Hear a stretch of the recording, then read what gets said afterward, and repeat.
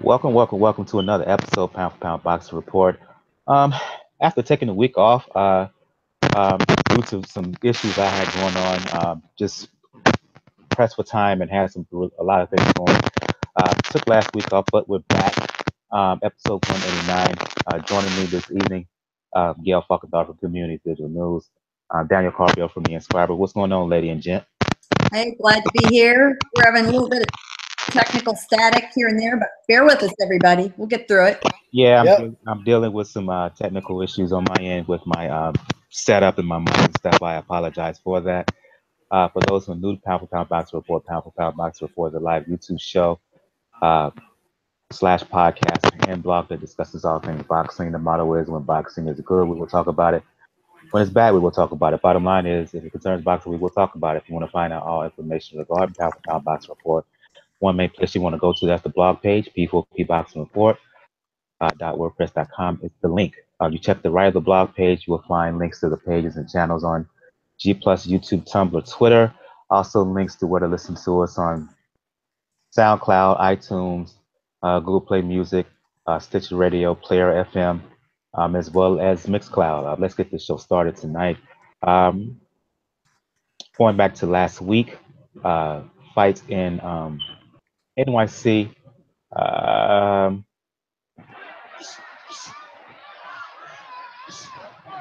Excuse me, I had to right quick.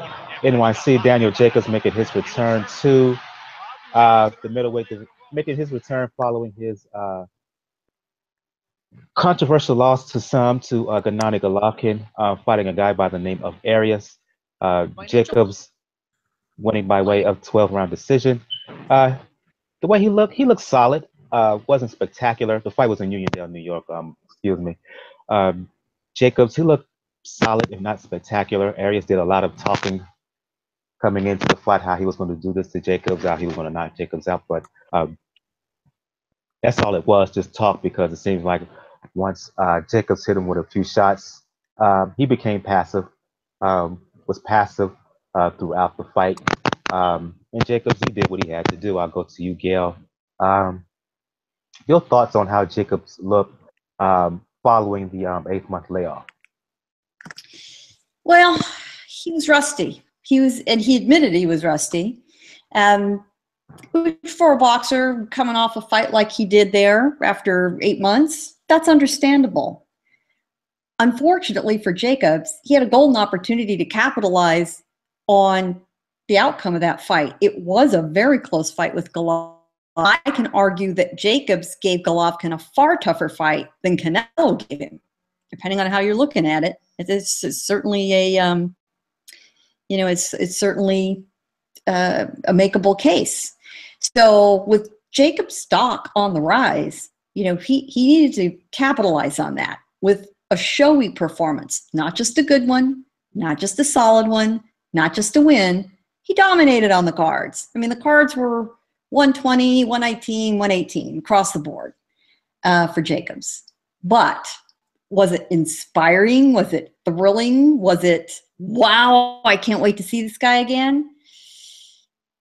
I don't know how you two gentlemen feel. I don't know how you listening feel.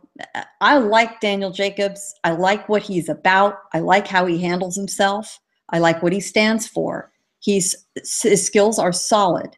This was not a stand up and cheer, oh my God, performance like we saw 8 months ago, plain and simple. Whether it was the timing of being out of the ring, and who knows what's going on with him. He's a busy guy these days. He's got a lot of irons in the fire. Maybe that was it. But I'm going to be watching him very carefully in his next fight to see if we get another performance like this, or we get another one much more reminiscent of what he did to Golovkin and what he did to Peter Quillen.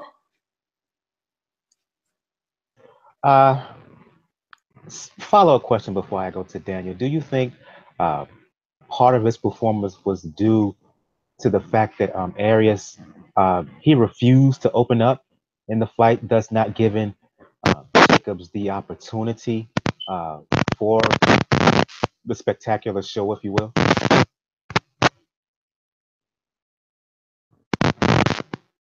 You got your mic muted, Gail.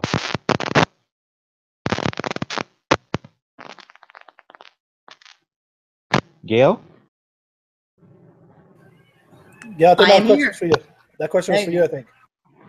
That question for me? Yeah. Repeat that question. Follow-up question. Do you think part of Jacob's kind of performance was due to the fact that Arias fought so conservative? He didn't open up at all, thus not giving Jacobs the kind of opportunity to look spectacular. Well, are you asking a styles make fights question? Certainly that didn't help Jacobs, but a really good fighter finds a way to get around that, finds a way to make things happen, step up the game and force someone to respond. And Jacobs was doing such a solid job. He certainly didn't need to risk anything. And I think that's where his head was at. And if you were watching the broadcast, you heard Andre Dozier say exactly that. No need to do anything crazy. True, very true for the purpose of the fight and the purpose of getting the win on paper. I would have liked to see a little more flash. Let's just put it that way. These guys are in the entertainment business too. And for the biggest paychecks, that's still important. We could have an entire show discussion about that, and certain fighters who get paychecks over and over, who perhaps aren't as skilled but are damned exciting, and guys who are incredibly skilled, technically can command a fight, and nobody wants to spend any money to see him. And we could all think about who those names are right now. And I don't want to see Jacobs fall into the I don't want to see him category. Yeah, your analysis of the fight, Daniel. It happened. I'll say that. It happened. Now, the whole thing about it is, and this is part of what Gail said, where you don't want Jacobs to fall into the whole, I said that Jacobs into the whole period of you don't want to watch him.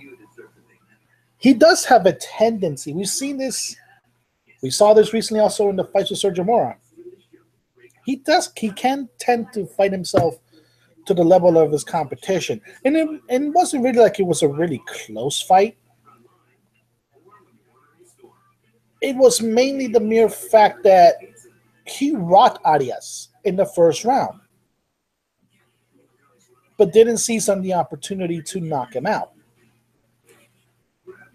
Instead, he let Arias recover, and pretty much after that, Arias just didn't want to engage too much. And you saw that he won, but it was a fight that not many in that 6,000 seated crowd liked. Which I feel bad for.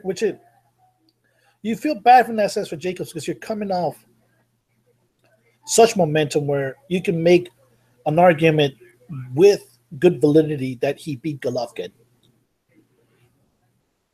And to go from that to this,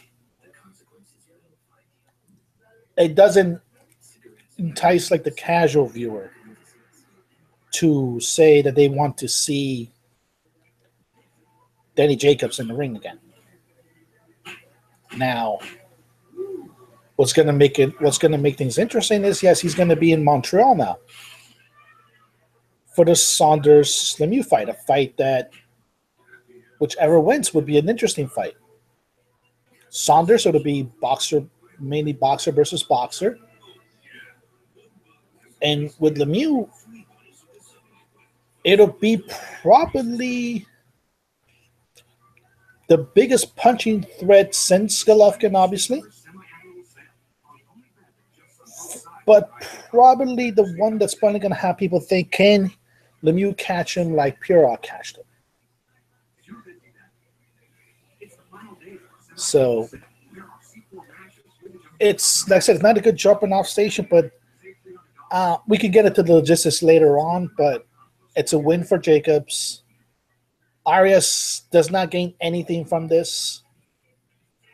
And ultimately, it just happened. Daniel, you just alluded to the fact that Jacobs, who during the layoff signed a promotional deal with Eddie Hearn, Jacobs said that he will be in Montreal, not just to watch Billy Joe Saunders, David Lemieux fight, but he's going to call out the winner. I'm going to Gail. Gail, I'm going to you with this. Your thoughts on Jacobs deciding to go that route, to go after the winner of Billy Joe Saunders and David Lemieux? I think very smart. I think Jacobs, the way we saw him last night, he's also one of those guys that rises to the level of his opposition. And against the toughest guy of his life, he gave the best performance of his life. Against opponents thought to be a good match, he was right there on top of them. Again, I'm going to cite Peter Quillen, that really put him on the map.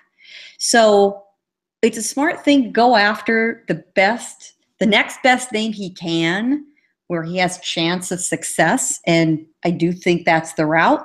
Those are makeable fights. Obviously, Saunders and he now share a promoter. Lemieux's promoted by Golden Boy. Oscar and Eddie Hearn get along with, in promotional issues just fine. That's super makeable too. And that tees up Jacobs to win a belt, potentially, and make himself even more attractive to Golovkin, who wants that last belt that's in Billy Ho's hands, which could then be in Lemieux's hands, which could then be in Jacobs' hands, to unify. Because the minute Golovkin unifies, he's going to do exactly what Terrence Crawford did and move up to 168 and test himself there. And if things go well, great. If not, he can retire and say, I was the unified middleweight champ, first one since Hopkins, and take no shine off his star at all. So Jacobs is thinking long-term, and whether that's the thinking of Eddie Hearn playing the chess pieces on the board, or Jacobs are both working together, I do think it's smart. For those that would love to see him fight the bigger Charlo, as we can now put it, that's just too bad. Not going to happen. Not going to happen right now anyway. Now, should then, moving the chess pieces even further down the board, let's say that Golovkin-Jacobs rematch happens and Jacobs wins this time. Whoa, then a Jacobs and Charlo fight becomes really interesting. This Jacobs Arias fight was a main event of a 3-fight card on HBO. The middle fight on this card was kind of the HBO debut of Jarrell Big Baby Miller, who also recently signed a deal with a by the name of Mariusz Wach.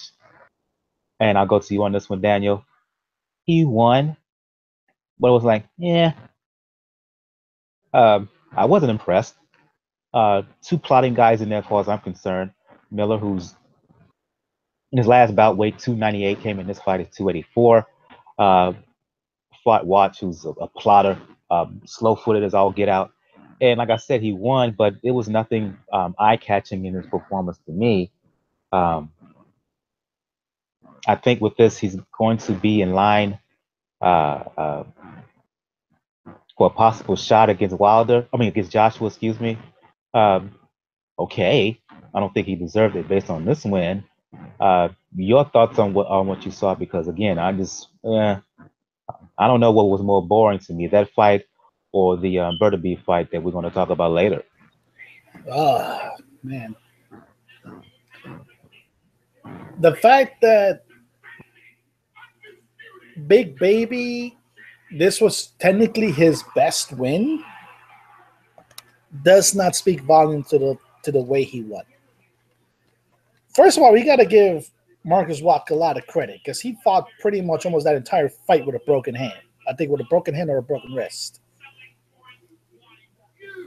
Because if you don't notice, for the majority of that fight, he wasn't throwing that right hand. And he ultimately stopped the fight because of the injury, I think. But for a guy that wants to impress in a division that is ripe for star power,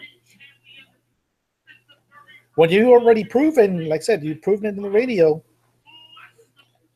You've proven it in the radio that you can talk the talk with Wilder. This doesn't do much.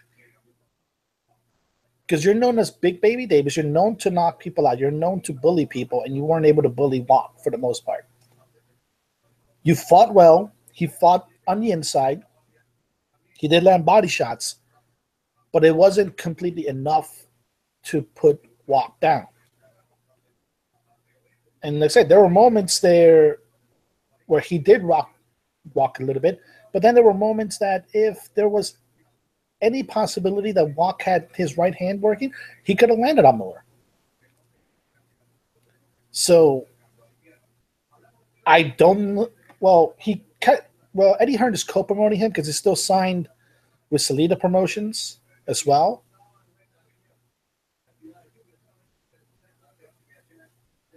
I honestly, just looking at that, I wouldn't put him anywhere near Anthony Joshua or Deontay Wilder right now. I want to put him near him, Joseph Parker, right now. I would put him probably in the ring against Dillian White, because he technically lined himself up to challenge for that silver belt that Dillian White now currently has. And that would be an interesting fight because both guys are going to talk the talk. Both guys are going to sell the living daylights out of that fight just on promos. And it may turn out to be a bombastic fight. But, like I said, this is your HBO debut after you fighting for a long time on ShowBox. I don't think it went that well, but in this stage of the game, a win's a win. If a win gets you closer to Deontay Wilder, to Anthony Joshua, that's perfectly fine.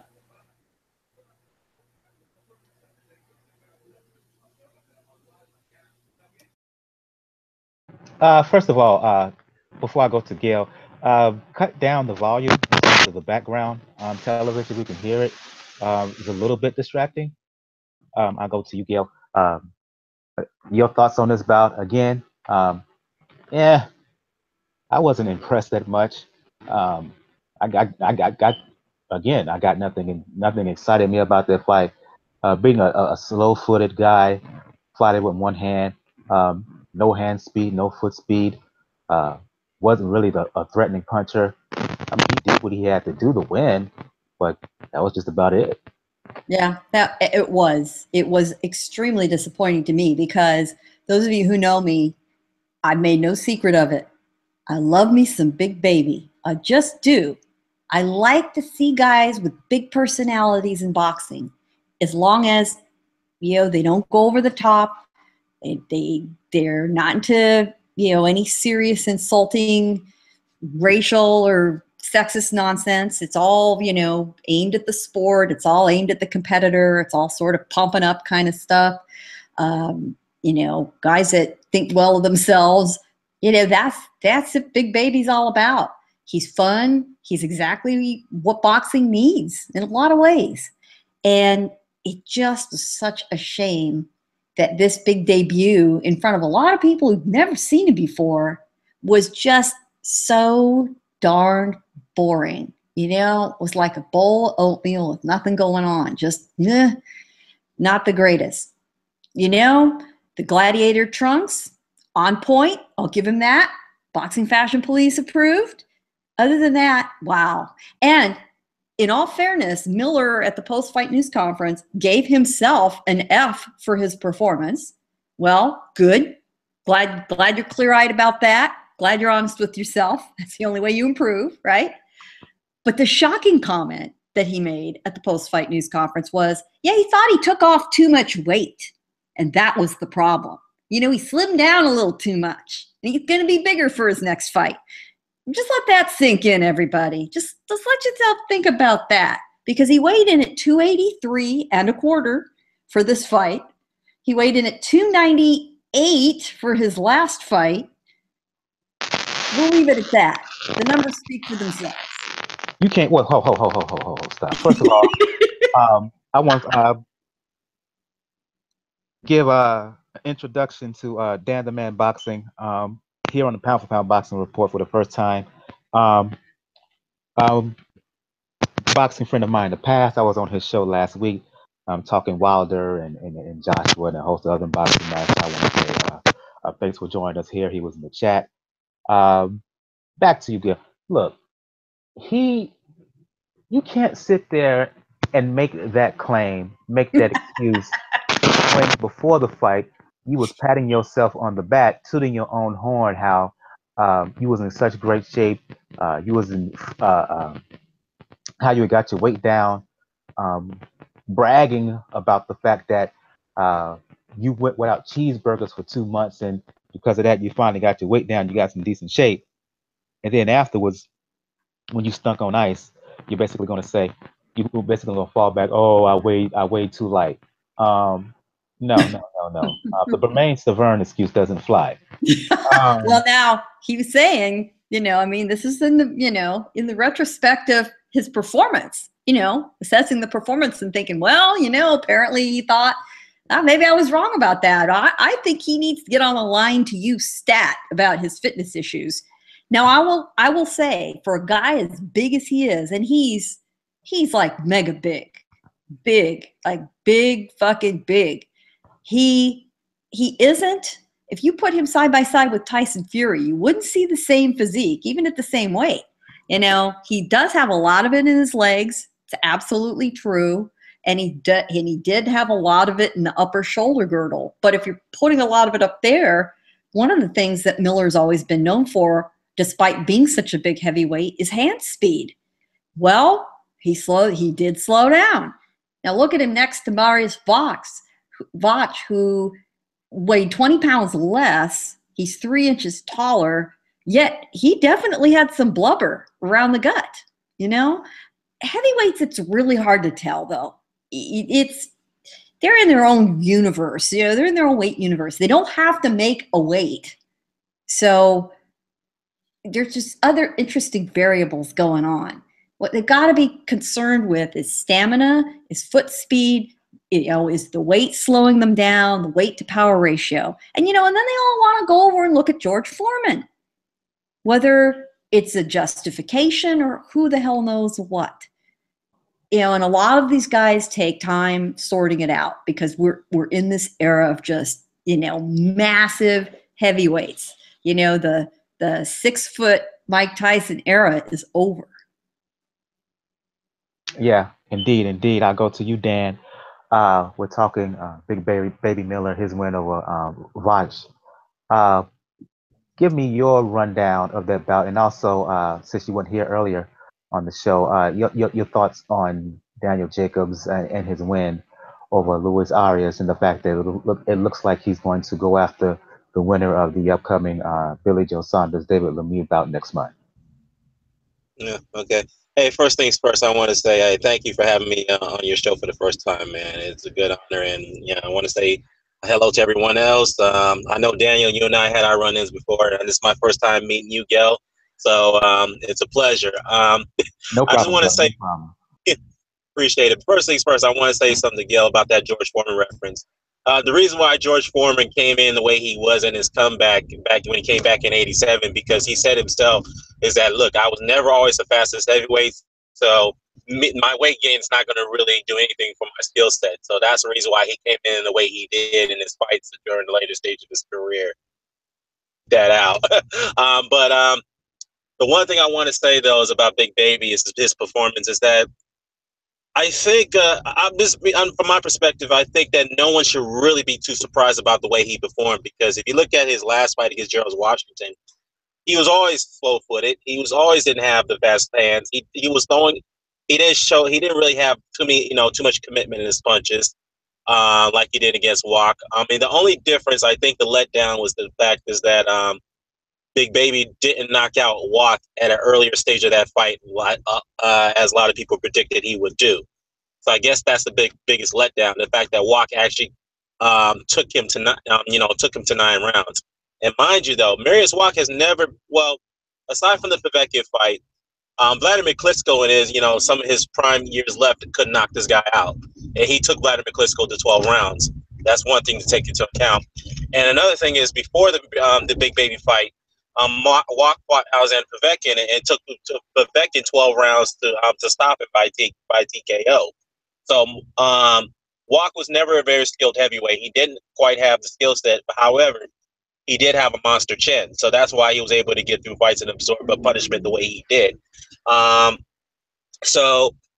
performance-wise, I don't know why Big Baby decided he'd give himself an F. I honestly thought he performed I'm just about the same he did in his last fight against Gerald Washington. The only difference is, again, I think the letdown is that he believed himself, along with everyone else, thought that he was going to knock this guy out early.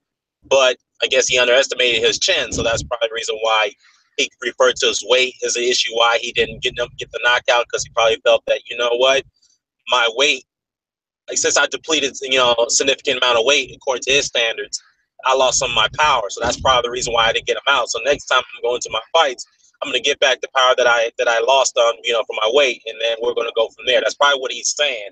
But I honestly don't think that's going to make much of a difference. Why? It's because now he's going to be stepping up a competition on world level. So those guys are going to punch much harder. They're going to have more durability than his past opponent. So he may not be able to get away with his swarming style of tactics like he done against his previous opponents, such as Wach and such as Washington and so forth. So he's gonna have to work on his defense, and he's gonna have to work on reflexes, because they're incredibly slow. And I agree with you, Mike. His footwork is slow, his hand speed is slow, and his reflexes are definitely slow.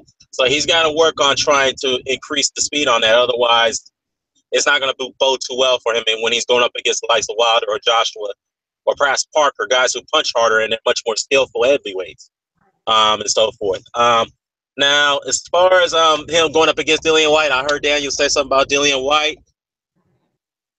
I have to disagree with you on this one, Daniel. I think he's ready for Dillian Whyte. And the reason why I say that is because Dillian Whyte himself is not the fastest heavyweight. He may be a little bit more skillful than Big Baby.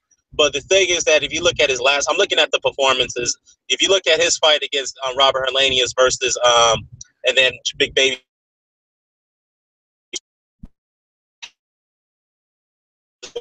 time his punches, he wasn't using his range correctly. His footwork was just all over the place. So I favor Big Baby to win that fight if that match were to be made, to be honest with you, based off what I've seen from Dillian Whyte.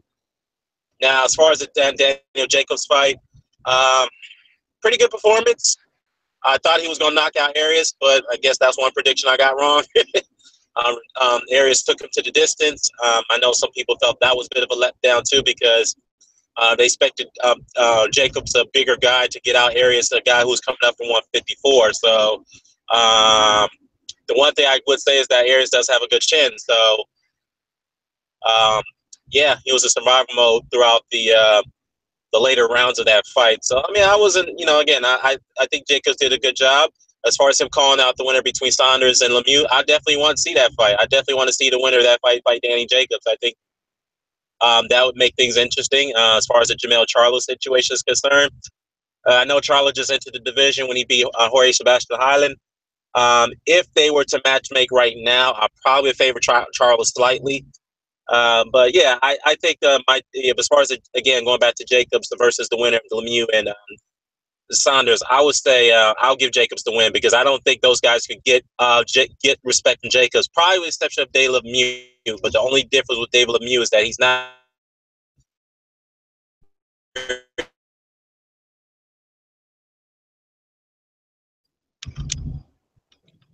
Okay, you're going in and out a little bit on us, Dan.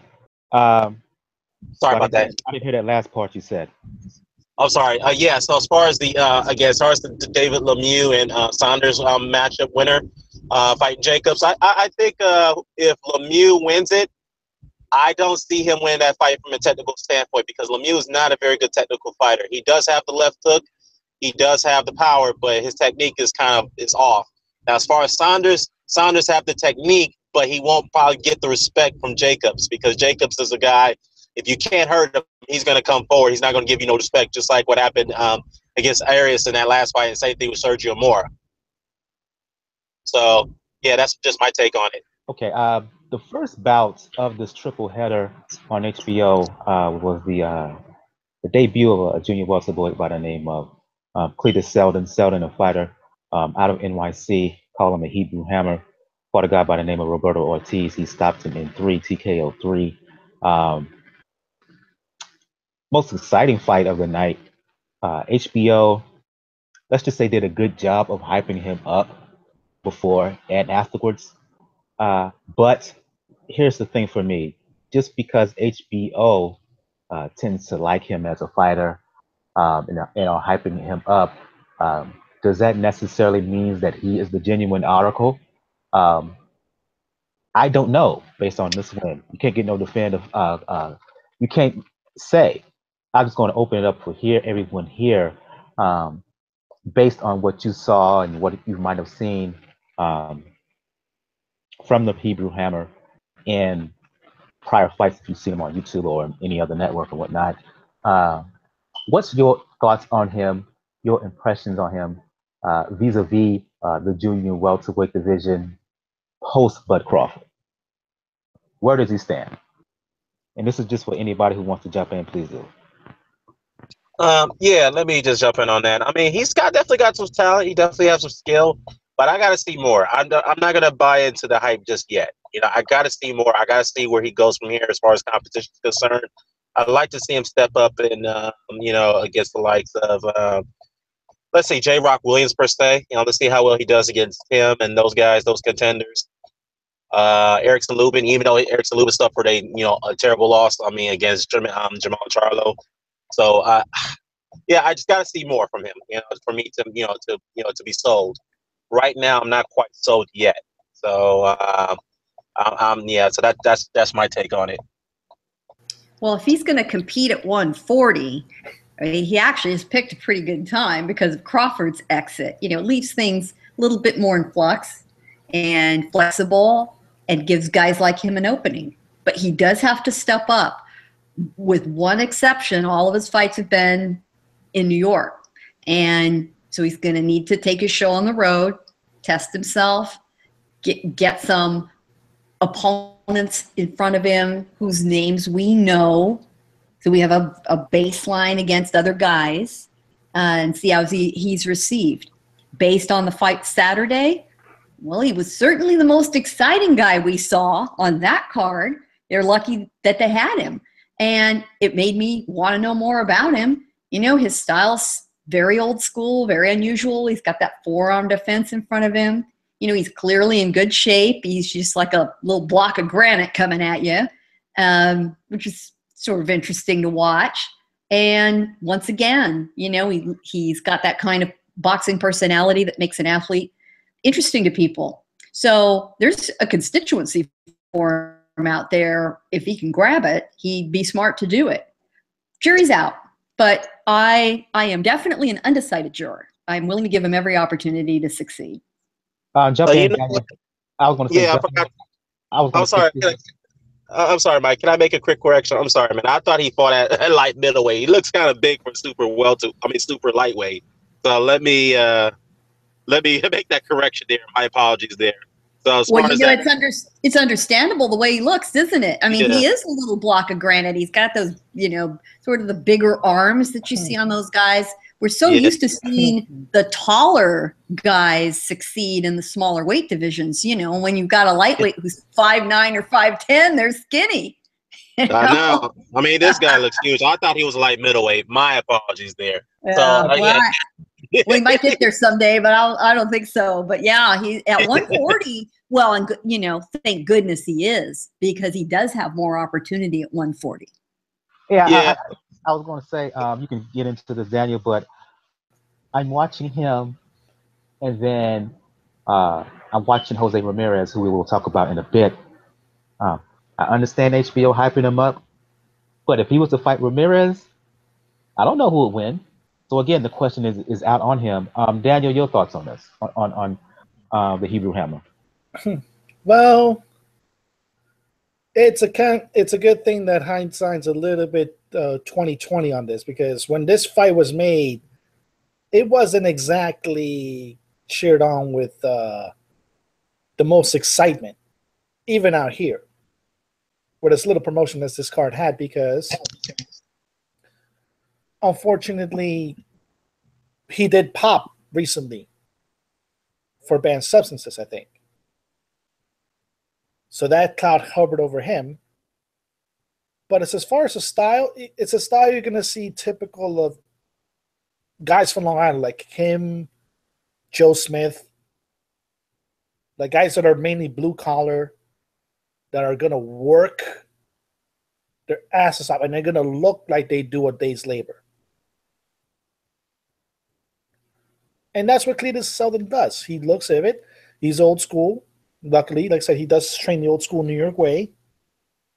And he put on a really, really good performance. Now, like I said, logistically, they had to hype him up. HBO had to hype him up because he was the only Long Island guy there. The other two attractions are from Brooklyn, and I think Eddie Hearn hopefully learned on Saturday night that promoting the U.S. is a lot different than promoting in the U.K. Just based on not just our distance, but different worlds. New York City, Brooklyn, Queens, the Bronx, Harlem, all those areas, part of New York City, between them and Long Island, it's two completely different worlds. Two very, very different worlds. So you have that going on. There's a culture shock going into it from New York City to Long Island. And not to mention the mere fact that as well as they renovated Nassau Coliseum, they did a really, really good job renovating it. Logistically, it is a nightmare to get to if you don't know your way around, because there are not that many, I think, trains or major things in the LIRR that reach Nassau Coliseum. So you're going to have to rely on busing. You're going to have to rely on cars, which unfortunately, if you live in New York City, a good amount of population doesn't have the need for cars based on mass transit. So they needed him to be there. It was the most exciting part of the fight. You saw he had a good personality. The problem is, though, even with Bud gone, I can't see him, like you mentioned, beating Ramirez. Orozco, if he goes back to the division, will be a problem for him. From a skill standpoint, Amir Imam might be a problem for him. So, but luckily he's picked at the right time to get into it when Bud's gone. But then again, we have to remember, folks, Julius Ndongo is still there too. So another tall, rangy fighter that has proven that can take out big punchers. So it might be good for Cletus, but then again, it might not be so good for Cletus at the end of the day. Mm-hmm. Let's move on to the ESPN card that took place in Fresno Saturday night, same night as the triple header on HBO. Artur Beterbiev, depending on how you pronounce his name, fought a guy by the name of Koelling for the vacant IBF belt at 175 pounds. Look, I talked about how Big Baby and Wach was boring. This may have been more boring. I mean, if you got ADD, you were in trouble watching this fight, no doubt. Beterbiev won 12th round KO. I'll go to you, Dan. Is this a case of because his opponent didn't come to fight that you get the belt now and be satisfied with that, and you hope to look good in the future?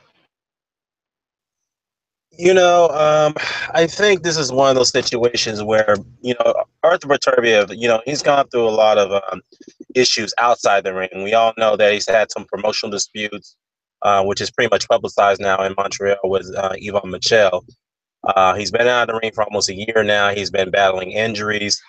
And going into this fight, he didn't quite look as sharp that we're accustomed to seeing him fight.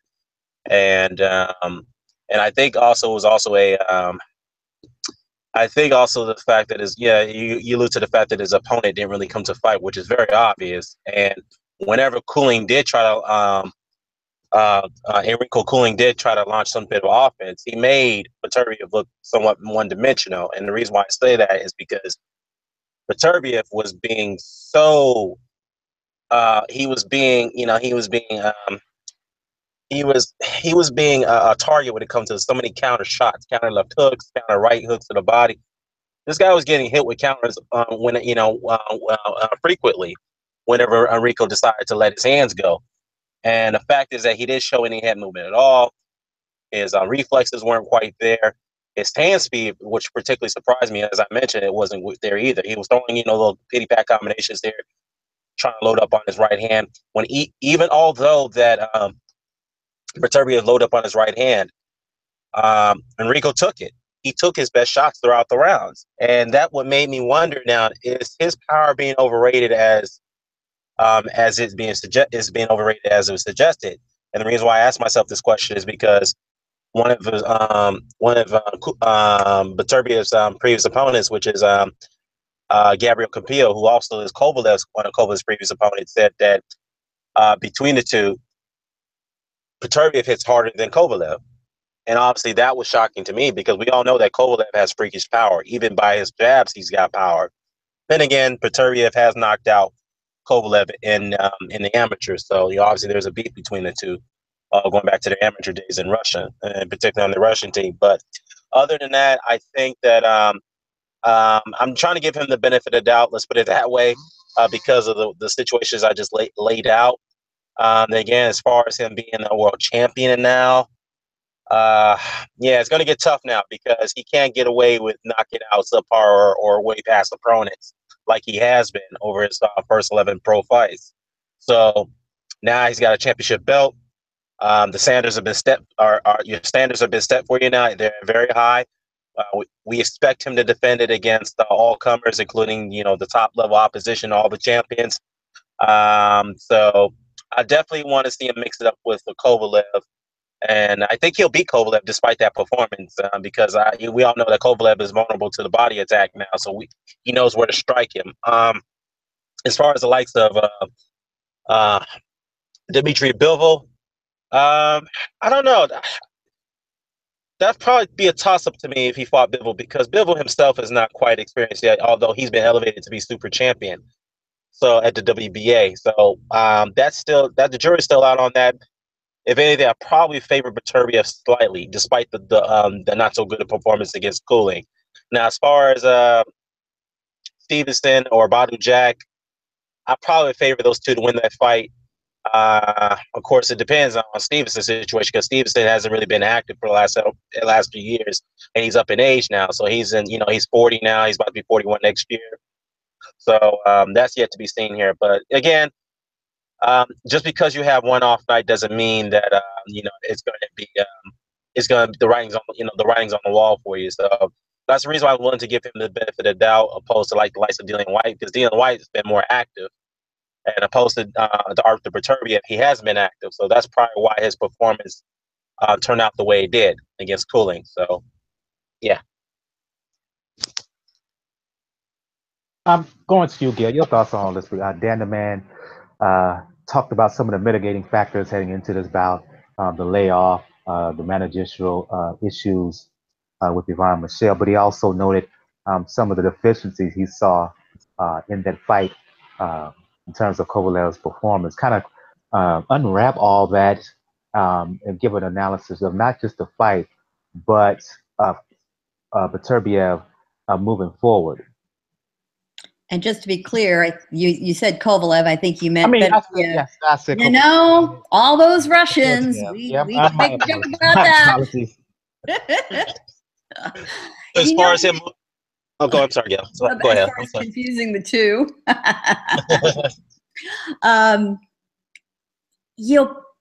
Dear listener, pardon us if we sound like we're repeating ourselves, but here we are again. Mitigating circumstances, not the most inspiring performance in a fight. Beterbiev got the job done, did what he needed to do. Or people standing up and cheering, or people saying, wow, I can't wait to see him again. No, they're not. And when there is a lot of competition for your eyeballs and your attention and your dollar, that becomes a liability. It becomes important. And mitigating factors aside, when the fans are deciding how to spend their time or spend their money, they don't really care. They want to see something in front of them that gets them out of their chair, that's exciting, that's inspiring, that's a little bit crazy sometimes. And Beterbiev, we believe to be capable in this division, which is an extremely busy division, but with so many others, circling, it hurts him. It hurts him to have a performance like this, especially on a weekend where we just saw Bivol, take out a guy in, record time. You're going to see Sergey Kovalev return in another week, 2 weeks, right after Thanksgiving weekend, and all eyeballs are going to be on him to see what happens there. Because when you have 2 losses normally for a guy, it's pretty devastating. But when you've lost to who everyone considers to be the best fighter in the world, you aren't falling very far. So everyone's going to be interested to see. Meanwhile, in Fresno, sitting in the audience, you had this murderer's row from the boxing laboratory sitting next to manager Egis Klimas, including Lomachenko and Gvozdyk, who wants in too. So you're going to have this massive Eastern European showdown. Maybe they need to be the next Super Series tournament, except that they won't because there's so much money in it. So I think Beterbiev, he's going to have to step on the gas in his next fight, or he risks being forgotten. He risks being run over to the stage. I'll go to you, Daniel. Your recap of Beterbiev's bout, and kind of the prevailing question is, in contrast, especially to all the action around the light heavyweight division. There's not much you can add because it's felt like an uninspired performance. It felt like Beterbiev was just looking at the situation and saw, okay, you just put this guy in front of me. I just got to do the bare minimum to beat him, and I get the title. I think he was pretty much uninspired the way he fought, because let's face it, barring, unfortunately, those injuries that Dan the Man mentioned, he would have been the mandatory for Sergey Kovalev before Ward got into the picture. And that it's a blood feud between those two. And looking around the current light heavyweight picture, okay, you have Bivol, who's currently a world champion, but who himself has said is probably not ready to really be a champion. He kind of just got thrown on him because his handlers don't want him to lose the opportunity for a belt. At the same time, he may be a little bit too young to rise to the level, because it's between him, Beterbiev, Gvozdyk, Badu Jack, Ilio Alvarez, and Adonis Stevenson. If you mention John Pascal, I'm going to laugh at you. But that's the current picture right now, with whoever's going to come out of Kovalev-Shabransky adding to the picture. And I even forgot even Sullivan Barrera, who's still out there lurking, waiting to upset people. So it's a pretty active division, and Beterbiev can't get lost in the shuffle unless they aim for that grudge match with Kovalev. if they aim for that grudge match with Kovalev, you pretty much don't have to sell anything. You can put that thing in Moscow and people will show up. Indeed. Yeah. Now, the question is, though, first of all, do we really know now who's Bibble's promoter? No, not Bibble's. Who's Beterbev's promoter? Because it still looks like it's Yvonne Michel, but because this was a purse bid and Top Rank won. So we don't really know if his promotional situation was fixed, which may hinder it some more. And that may hinder, like I said, a Kovalev matchup. That may hinder a Bivol matchup. That may even hinder a Stevenson matchup, because Stevenson apparently is already trying to maneuver his way out of his. Now, granted, I know why, but maneuver himself out of the mandatory fight once again with Alvarez. So I get Beterbiev. Like I said, he's a good foundational fighter. He can hurt you when he can, but I do think this was a performance. This was a fight where he knew he just needed the bare minimum to win. He did more than the bare minimum, but at the end of the day, that's not going to last, especially if, let's say, if Kovalev gets back to form, gets back to being a crusher, or if Vostik, Shabransky, or Bivol are going to sell Moreira take that mantle. You can't sleep in that division.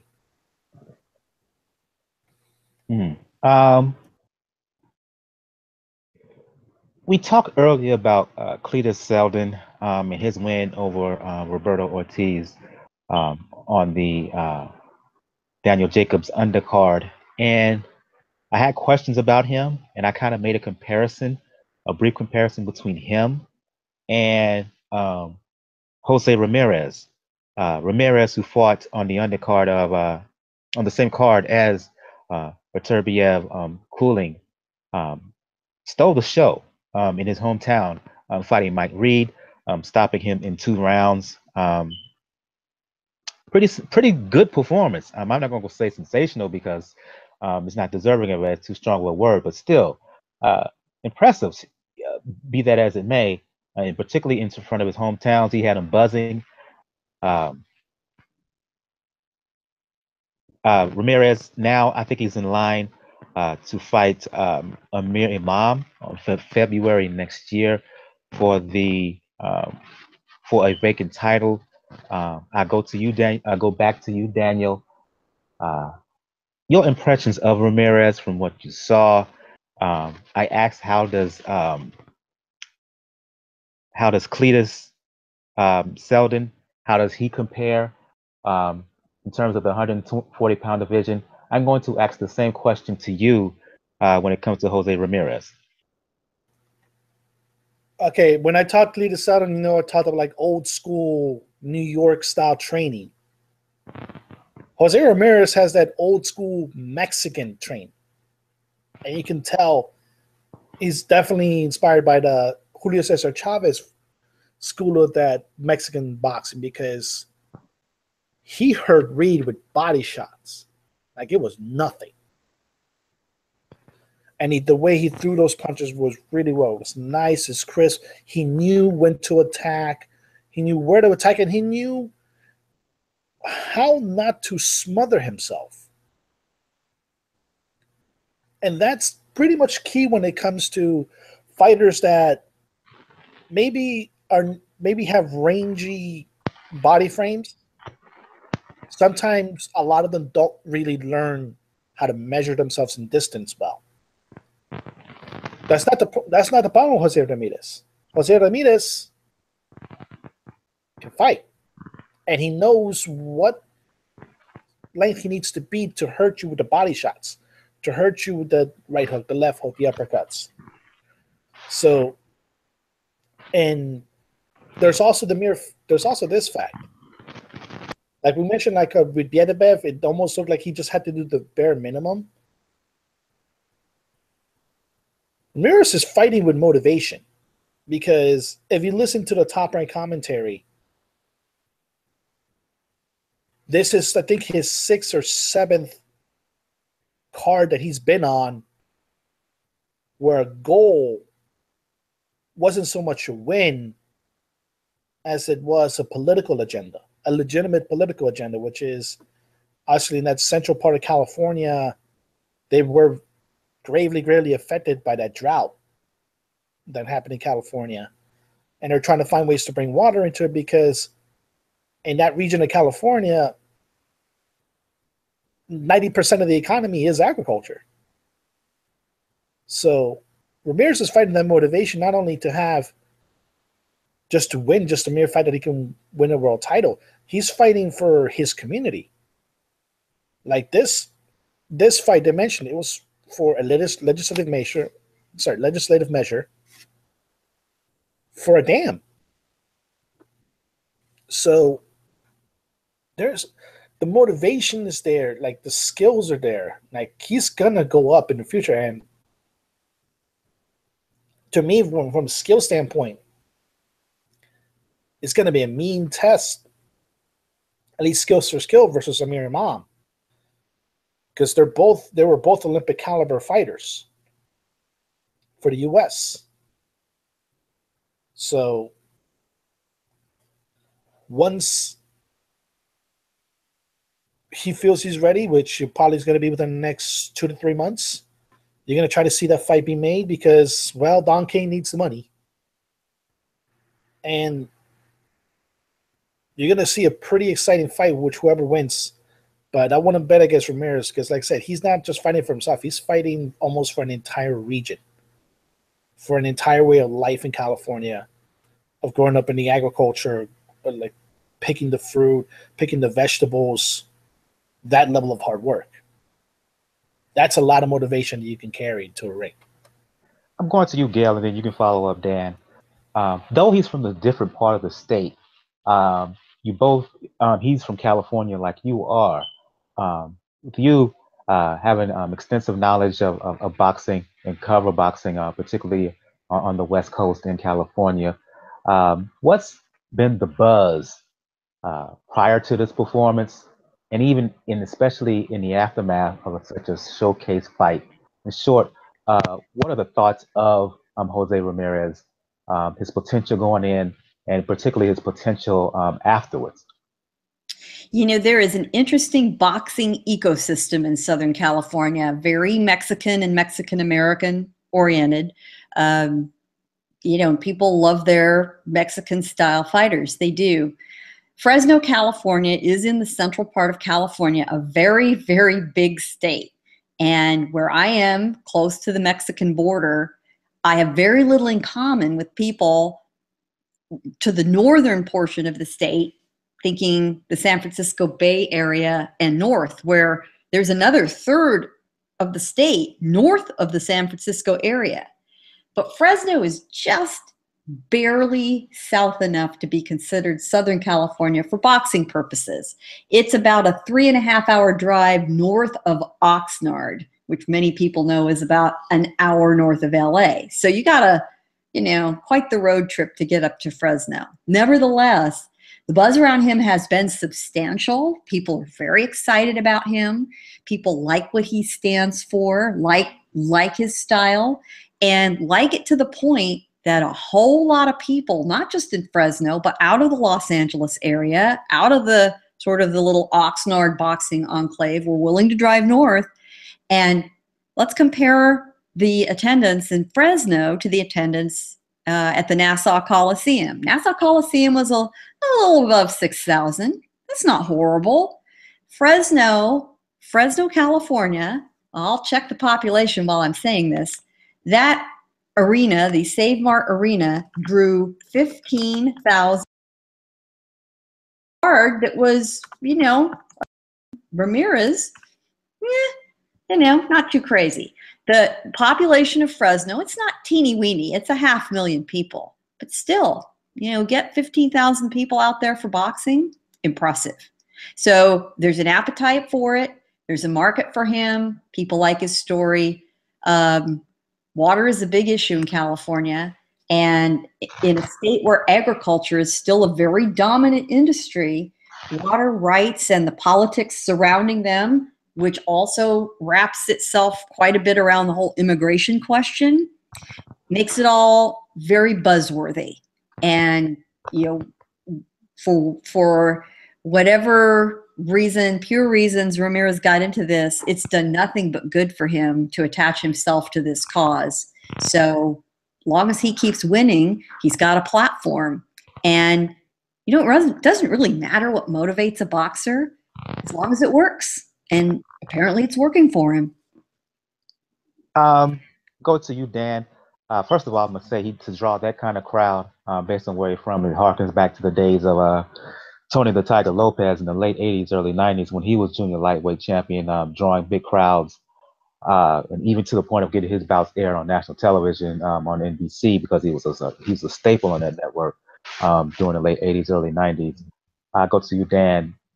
Dan the man, I should say. Daniel talked about kind of the muse, the inspiration, what inspires Jose Ramirez outside of the ring. Gail talked about kind of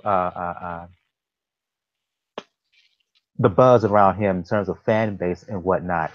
The question to you is the potential as a fighter. When you look at the landscape post Bud Crawford, based on what you saw, based on what you may have seen in prior bouts with Jose Ramirez, where do you think he would fit? Well, first thing first, I have to agree with you, Mike, on one point about being him probably the most excited fighter coming out that side of the side of the state where I'm at. I'm living in California as well. I live in LA, and Fresno. Tony the Tiger Lopez came from almost that close to that region, so he's probably the most exciting fighter since him. So that could be, that he's probably inspired by that support because he's probably being almost being drawn equivalents to him, kind of like Chocolatito was being drawn equivalents to the late great Alexis Aguayo in some ways in Nicaragua. Obviously before him was Ricardo Mayorga, but before I'm sorry, Chocolatito was Ricardo Mayorga, but that's besides the point. But as far as him being a major play at 140, I think I'm very impressed with what I've seen because I honestly thought that Mike Reed was going to outpoint him. He was going to outbox him. I know Reed didn't have the power, but I thought he was a little bit more skillful than Ramirez. I thought he was going to outpoint him. I thought he was going to confuse him with angles and give him, give him the angles and whatnot and fight off the back foot, which he tried to do. But apparently, I think what happened to Reed was, as Daniel mentions, that he was worn down by the body shots. Obviously, that's what you do when you have to fight a mover, is you're going to have to break him down to the body so that way he becomes stationary. So that way he can't move much to where his legs will become more a bit more numb, I should say. But other than that, he used his rage effectively. He used his height effectively. He showed a lot of good combination punching in the inside. So Ramirez definitely is a major factor right now at 140. Now that the landscape is open in that division, now him going up against Amir Aman, maybe I would favor Ramirez slightly to win that fight. And the reason why I say that is because Aman, suffered some would say a pretty major setback when he lost to Adrian Granados when he got stopped shockingly. I think it was an 8th round stoppage. Yes. In that fight, and that's what led to his downfall. And then he came back and won against a guy who was 16 and 18, and then somehow earned the #1 ranking with the WBC, which, as we all know, that's a Don King political maneuver in that situation, similar to Bermane Stiverne, I should say. So I think that Ramirez, I actually think I favor Ramirez to win that fight slightly over Aman. Aman himself hasn't been quite as active. So even after the Granados loss, he had that one comeback fight, as I just mentioned, and he hasn't been quite active ever since. So I guess he's been sitting around waiting to see what Crawford was going to do next. Of course, who Crawford and Dongo were going to do, and see what the outcome of that fight was and whatnot. And now the Crawford has vacated, he's moved up. He's moved up to welterweight, and now the belts are all scattered. And of course, Sergey Lipin has picked up one of the belts, which is the IBF. So it's yet to be seen out at 140. It can get very interesting in that division. So the only way Amir Rahman could win that fight is that he got to show some adjustments in what he learned from his little TKO loss from Adrian Granados. So I got to see. I'm sorry. Go ahead. I'm sorry. Go ahead. I'm sorry. I thought you was finished. My apologies. That's okay. Yeah, that's okay. I was going to say that he's got to show me where the adjustments that he's made from his loss. That's all I got to say about Ahmad. Yeah, here's a couple of questions. One, who wins the purse bid for the bout? Because I would not be surprised if Ramirez handlers won the purse bid, that they would try to stage their bout in that Fresno, mid-Sacramento, mid-California area. That's number one. Two, you mentioned the Granados loss to the Granados upset win over Emir Imam. It was not just physical, it was mental. How Imam mentally broke down in that fight. How Granados stayed in there, took the power early, applied steady physical and mental pressure, and Imam basically wilted and caved in.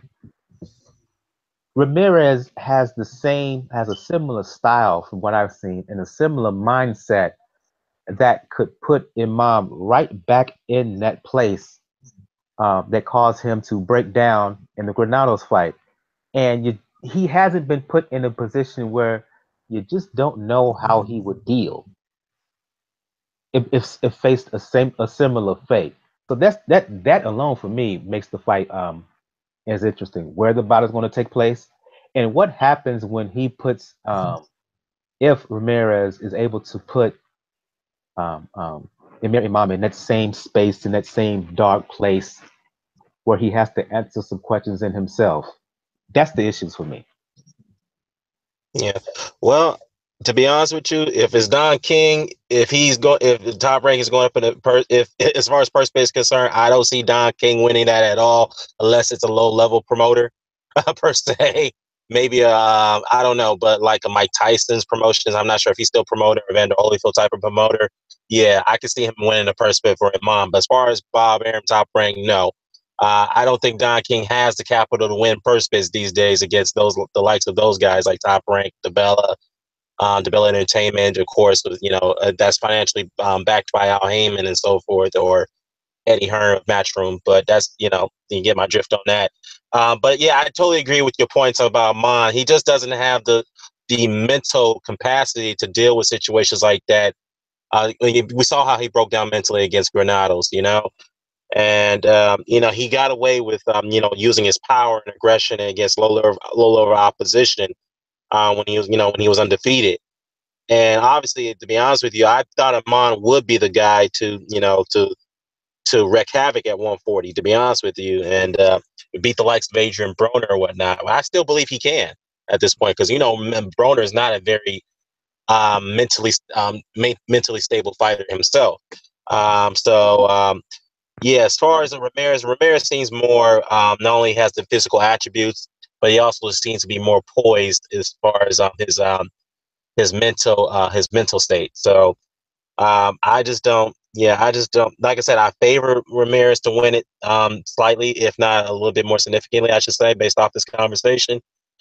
But again, this is boxing. Anything can happen. Any fighter can learn from a loss, and I hope. And the good thing about Amir Rahman is that he's at the early stages of his career. He's not late in his career, so he can learn from it. And let's see if he does have the mental capacity going into this fight. But again, going back to the Granados loss and then the opponent that he fought was 16 and 18, I just don't quite see that. And if the WBC does make this fight, I have to see from Amon, can he overcome adversity? Can he come through, with the mental, with the good mental composure? So, yeah. We're going to go into some news developments here. We were going to talk about this on last week's show, but again, I had some issues on my end. as a result, didn't have a show last week. So we're going to pick this issue up here. The issue of Mikey Garcia, Jorge Linares, and I want everybody to chime in on this, please. Much talked about fight at 135. I really want to see this bout at 135 because I think it's more of a 50-50 fight than others believe.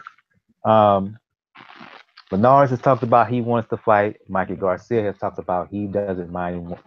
He wants to fight, but they can't. The two camps cannot seem to come together to make this fight happen. According to Gordon Boy, they made an offer to Mikey Garcia. Mikey Garcia rejected the offer. So the fight is in limbo. I'll go to you, Gail, and then you can follow up Dan and then Dan the Man and then Daniel. What's your reaction to all this talk? This negotiating stuff, backroom business and whatever, and the fact that at this point right now, November 13th, as we record the show, we're not close at all to a potential showdown at 135 between Linares and Garcia. You know, I watch this and I think, here we go again, same shit, different day. Mikey Garcia, of all the guys in the Garcia camp, is just ultra talented. He's got it. He's got the most talented everything of that group. He is the most talented, no question about it. He had never really wanted to be a boxer. The guy, you know, he desires a path in law enforcement. He's gone through and graduated through the regional law enforcement academy, and he really wants to be a cop. He really, honest to God, that's what he wants to do with his life. But the truth is, here he's got these skills that I just shouldn't squander this. I should make some money. I can do this, you know, but his heart is in a weird place about it. So I think he sets up barriers for himself. I honestly think this is a psychological thing with Garcia. He wants it. He doesn't want it. He wants it. Well, man, he doesn't really. So he goes through these long periods of being off the stage for contractual reasons because I think feels like he wants to maximize his few opportunities and then get out.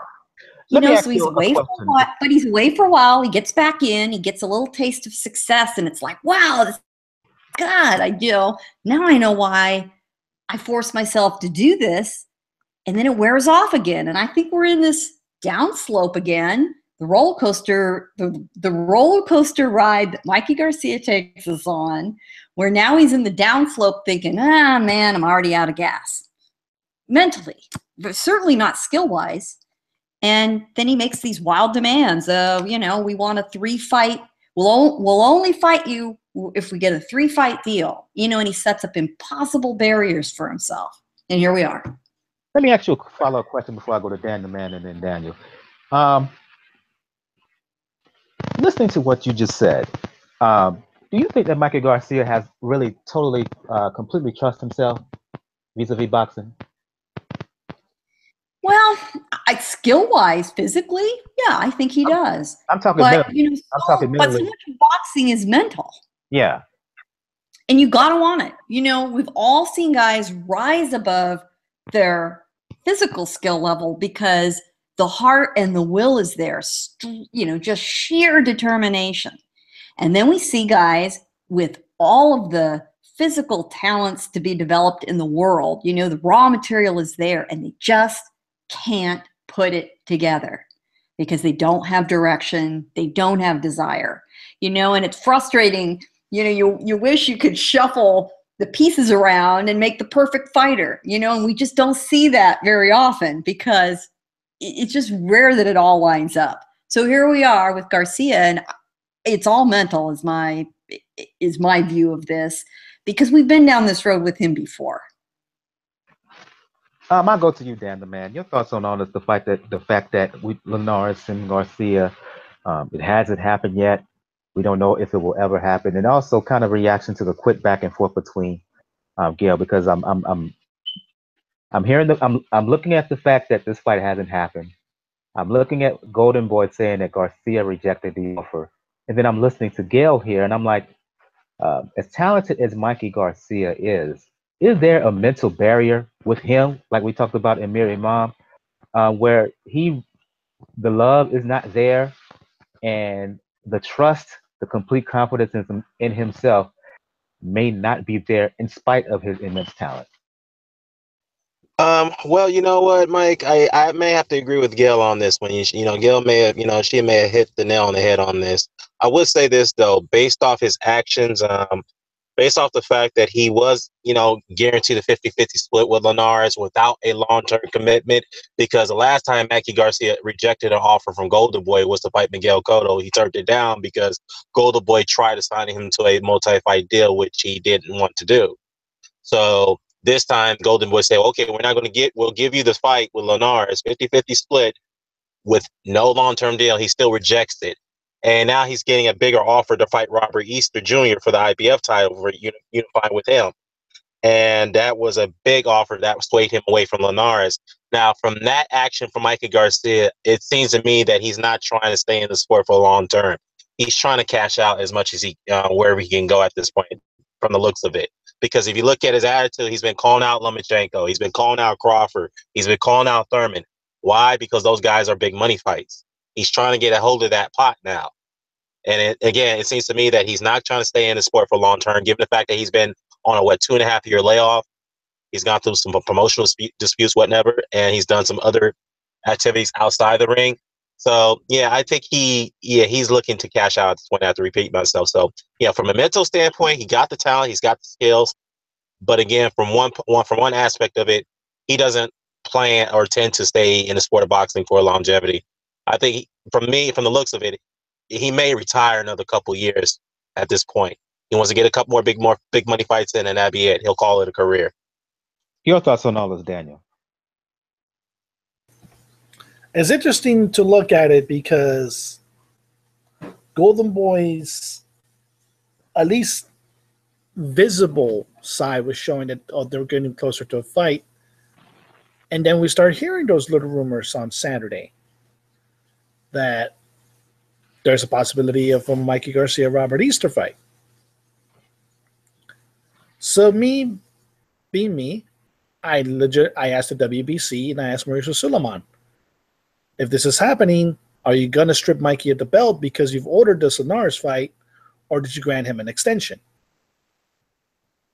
Mr. Suleiman answered back saying, no, both Golden Boy and Mikey's camp have asked for an interim fight before they face each other.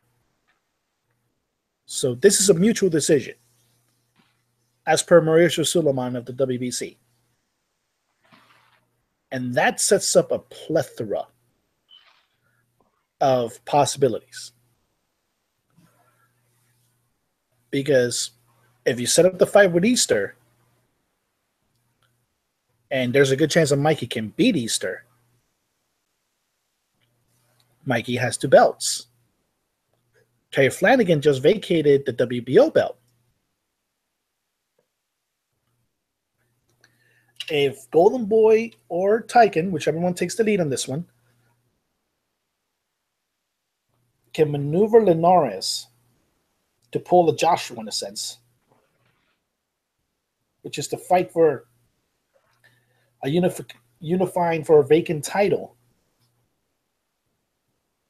Linares Garcia becomes bigger money-wise, because then you have the possibility of that fight being for the completely unified lightweight titles. We have to see how this shapes up, though, because it's true when it comes to Mikey. Mikey's the type of person we've seen that he doesn't do boxing because he loves it. He does it because he's really good at it. In the end, yeah, he wants to be a cop. So he's trying to make as much money as he can and trying to make sure that, let's say, he sets himself up nice where he may not even have to work that long as a police officer. He may not even have to get the retirement. But what struck me that's interesting is it's not something that Mikey's camp, because we know damn well right now it's an Al Heyman guy. He doesn't really have a promoter per se. So if it's both sides coming to the WBC and agreeing with this, there's probably a bigger plan in play, because for both sides, okay, you fight Easter, and then for Linares, it's true, like you can try to get a fight somewhere else. Or, you know what? This may actually work out better. No, actually. Who does Linares? Because look, Ray Beltran, he was the mandatory for Terry Flanagan before Terry Flanagan decided to vacate.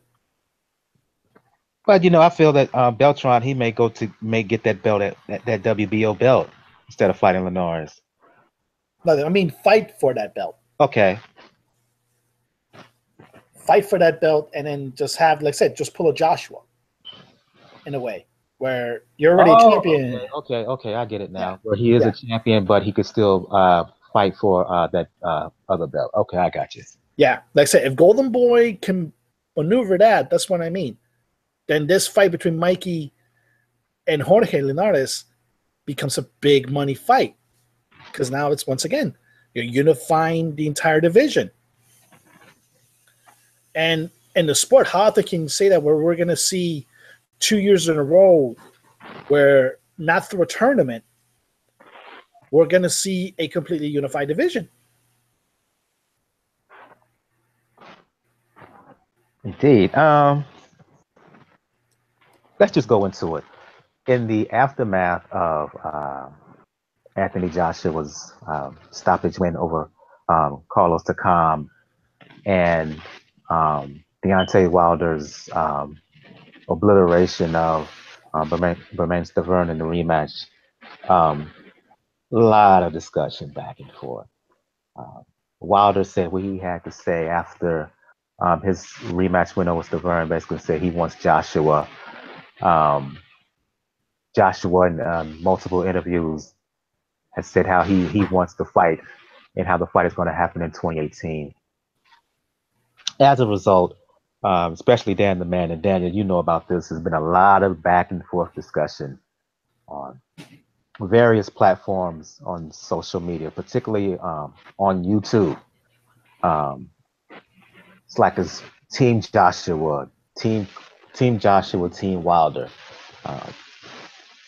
Both camps have been talking back and forth. I mean, Eddie Hearn, Wilder, all had a discussion, I believe, on the Boxing Voice over the past week or so. Going to try to unwrap this here and give our take here. And I just want anybody to chime in, whoever they want. Oh, no, I'll go to you, Dan the Man. I'll go to you, Dan the Man, first, since you have your own channel. You're all over. You've had discussions with those on YouTube who've come off as Team Wilder or Team Joshua. Your thoughts on all of this, what Joshua has had to say, what Deontay Wilder has had to say, of what boxing social media has had to say, who like one fighter or the other or hate one fighter or the other. Your reaction to all this blow up discussion over the past couple of weeks. Well, I mean, first thing, Mike, boxing has always been a tribalistic sport. I mean, it's been like that ever since any of us were born. This goes all the way back to the 1900s, 50s, 30s, 60s, 70s, 80s, and 90s, and of course, until now. It's always been a tribalistic sport where you're going to have one side that's going to rebel against the other side because they back one fighter based off culture or ethnicity, et cetera, et cetera. But in this case, same. This is pretty much the same thing with Joshua and Wilder based off differences of culture in some degree. But here's the thing: both of them got past their mandatory defenses, and Joshua got past Takam. Some will argue that was a very controversial way how he won that fight. Make no mistake about it. Make no mistake about it. Joshua was winning the fight anyway. But the fact is that Carlos Takam, some would argue, including myself, that Carlos Takam deserved the right to take Joshua to the distance and test him, take him to the waters And for the fight to be stopped the way it did, that was pretty, to me, honestly, that's a bit shameful, to be honest with you. But, nevertheless, the fight, it has concluded. Joshua got past his mandatory. But we'll leave it at that. And that Wilder, blew away Stavern in the first round, something that many of us didn't expect to happen. We thought that he was going to get rid of Stavern, knock him out, but not that early in this stage of the fight. So many would argue, and I'll say majority of the team, Team Wilder, you could say the Wilder fans and the Joshua fans would agree that despite the differences, that the fight should happen pretty much now, because they've all cleared their mandatories. There's no more hurdles getting in the way. The sanctioned bodies are not ordering any more mandatory fights. So why, what's the problem now? Of course, you have the promotional disputes. Eddie Hearn's coming out and saying that Deontay, you have to go through these obstacles. Deontay says, okay, fine. What obstacle do you want me to do? What do you want me to be succumbed to, I should say? He says, well, you have to fight my guy, Dillian Whyte. All right, I fight Dillian Whyte, but can you guarantee me a contract that, if I fight Dillian Whyte, then the next fight or whatever will be against your top guy? Eddie Hearn says, no, I'm not going to guarantee you that fight. However, Eddie Hearn says that fight will happen. So again, it's a lot of mixed messages and confusion, because I'm not questioning myself. I'm asking Eddie Hearn. It's like, okay, well, if you're saying that the fight will happen, that's on a guaranteed emphasis. Then why are you saying that Deontay Wilder, you're not going to guarantee a fight for Deontay Wilder to fight Anthony Joshua if he fights Dillian Whyte? I don't quite understand how that works as far as logic is concerned.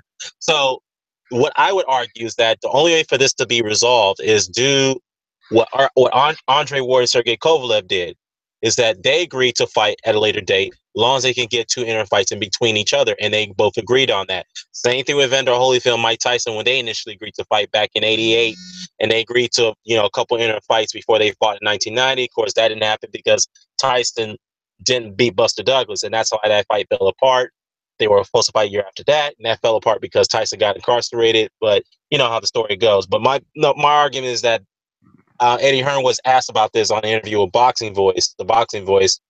He was asked, why don't you propose a contract that Andre Ward, Sergey Kovalev did? He says, no, then I don't like that, because that's a sloppy way of doing things, of handling business. So I don't quite understand that logic. So again, then Anthony Joshua comes out and saying, well, Eddie Hearn can say what he wants to say. This is what he said in an IFL interview.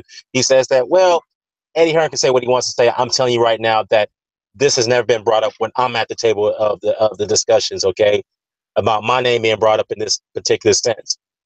So to me, from what I got from that Joshua interview, I believe there's a bit of miscommunication between Joshua and Hearn. There may be a little bit of a disagreement there. I'm not saying it's a harsh friction between the two. I think there's a disagreement between the two, because Anthony Joshua is saying that I'm speaking for me. I control my career. I don't need my promoter speaking for me. But yet Eddie Hearn is now going out there making deals still. We just now learned today that he reached out to Joseph Parker's team to try to set up a unification fight. Parker's team comes back and say, no, you're lowballing the offer. We don't want a 20% split. We want a 40% split. But anyways, I know I'm drawing this answer out. But the thing is that now Deontay Wilder's coming out and saying that I want a 50-50 split. That fight's not going to happen unless it's 50-50. Okay. The bottom line is that both fighters need to come together. They both need to come up with some type of agreement. They need to compromise with each other. I know Anthony Joshua is saying that, well, if you're realistic about the fight, Deontay, you got to make me an offer. Now, I'm thinking to myself, what offer can he give you? He can give you concessions like, you take the lion's share, I don't take the lion's share. I'll give you a little bit of increase in the split. I mean, I don't know. It's just, there's a lot of back and forth going on. There's a lot of mixed messages. I just say, forget it. You guys need to come together and make the fight happen. Because the more we talk about this, the more we speculate, the more the friction is going to happen between, the fans of both fighters. We've seen this happen with Pacquiao and Mayweather a few years ago, several years ago, I should say. And, it's kind of like it's turning out to be at this point. So, again, just Eddie Hearn just need to just, I'll give him the benefit of the doubt in some degree, because he did talk to Deontay's manager and his advisor, Al Heyman. They did sat down last week in New York, and they discussed the terms, and they left the meeting with a positive note. So it looks like they're going to draft something together. So that fight could happen earlier than what we expect next year, from what I've been hearing. So All I'm asking for is just sign the contract. Let's get the term signed between both fighters, and then this will all be settled. And then there's this interview that dropped today, and shout out to both from Truth and Facts about boxing. He left a video for me in the DM on Twitter, in which Anthony Joshua has come out and said that the fight is going to happen between him and Wilder. It's going to happen next year. I'll go to you, Gail, and then you can follow up, Daniel. What do you make of all this back and forth talk publicly between Hearn, Joshua, Wilder? What do you make of it? For me, I'll just chime in right quick. History tells me that this is what happens in 2017 in boxing. What's happening now is not that much different than what's happened before. The only difference is the social media aspect. I was on Dan the Man show last week, and I made a comparison piece between this fight and Leonard Hearns back in 1981, in which there was an initial offer to Leonard for the fight. Angelo Dundee turned it down, but over time they eventually came together. They had kind of a fight in Houston in June on the same card at the Astrodome, and you eventually saw the fight. Similar situation with De La Hoya Trinidad back in '99. The fight was a year plus in the making. Hell, we just saw with Canelo Triple G. That fight was 2 years in the making. So I hear the back and forth. I understand what Dan the Man is saying, and he's right on all of his points. But I sit back and I see people getting extra emotional. I'm like, cease and seco, folks. This is what happens in boxing. What I'm hearing now between these two, it's no different than I've heard in my 30 plus years as a boxing fan. It's no different. It is what it is. If the fight is meant to be, and because the money has the potential to make so much money, this fight is going to happen. Period. Oh, it's going to happen. This is a instant replay of Canelo and Triple G. But you're right. Social media agitation goes on, and it's a forum for everyone talking. And in the absence of a lot of other activity going on, it just festers and fosters, and people endlessly debate. It's all harmless. They're certainly not going to affect the outcome. But boxing is a business, and business is about negotiation, and that's what's going on. Adding to the mix is the fact that here we have Eddie Hearn with a new Matchroom Boxing USA venture, and his first guy, his first marquee star, Daniel Jacob. Who's he working with? HBO.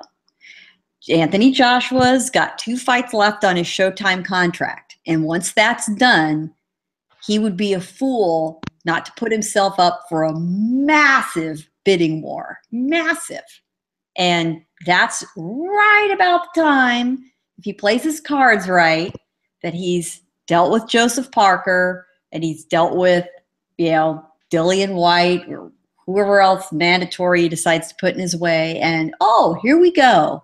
The Joshua and Wilder fight is teed up right at the time where he is encouraging open bidding for his contract. It's going to be a free-for-all. It's going to be crazy because he is the heir apparent to, the big ticket draw of a Mayweather or a Pacquiao. And good for him. He should absolutely maximize his worth at that point, and that's how he's going to do it. If all the cards fall into place, you do have risks. You have the risk he could get hurt going up against a Parker or anybody else. Shit happens. He could get hurt outside the ring for that matter. None of us ever really knows whether we're going to get hit by a bus crossing the street tomorrow. But if he decides to gamble and wins, he's going to win big in the money department, and he's going to be set. I don't begrudge that for any of these guys. no matter how frustrated the fans get, because it's their livelihood. This is money that is going to have to tie them over for the rest of their lives. And this is exactly the way they should be thinking. From their point of view. This is the bad part of it, though. All the moves that Eddie Hearn seems to be making, from, okay, you go talk to Wilder's people, then you go talk to Joseph Parker's people, and then you're trying to lure Fury back into the ring. Or maybe not, like we heard with Ingram's show. There's a possibility that if David Haye beats Tony Bellew, that David Haye will be in the discussion for Anthony Joshua. Eddie Hearn doesn't seem to be too keen on making this fight with Deontay Wilder. Now, we don't know if that's because of the mere fact that he doesn't think Joshua could probably take Wilder's right hand, even though from a technical standpoint, Joshua has the much better foundation. We don't really know if he's trying to hedge his bets when it comes to the whole Brexit situation, because once that fully gets implemented, we don't know what's going to happen to the British economy. We don't know what's going to happen to the British pound.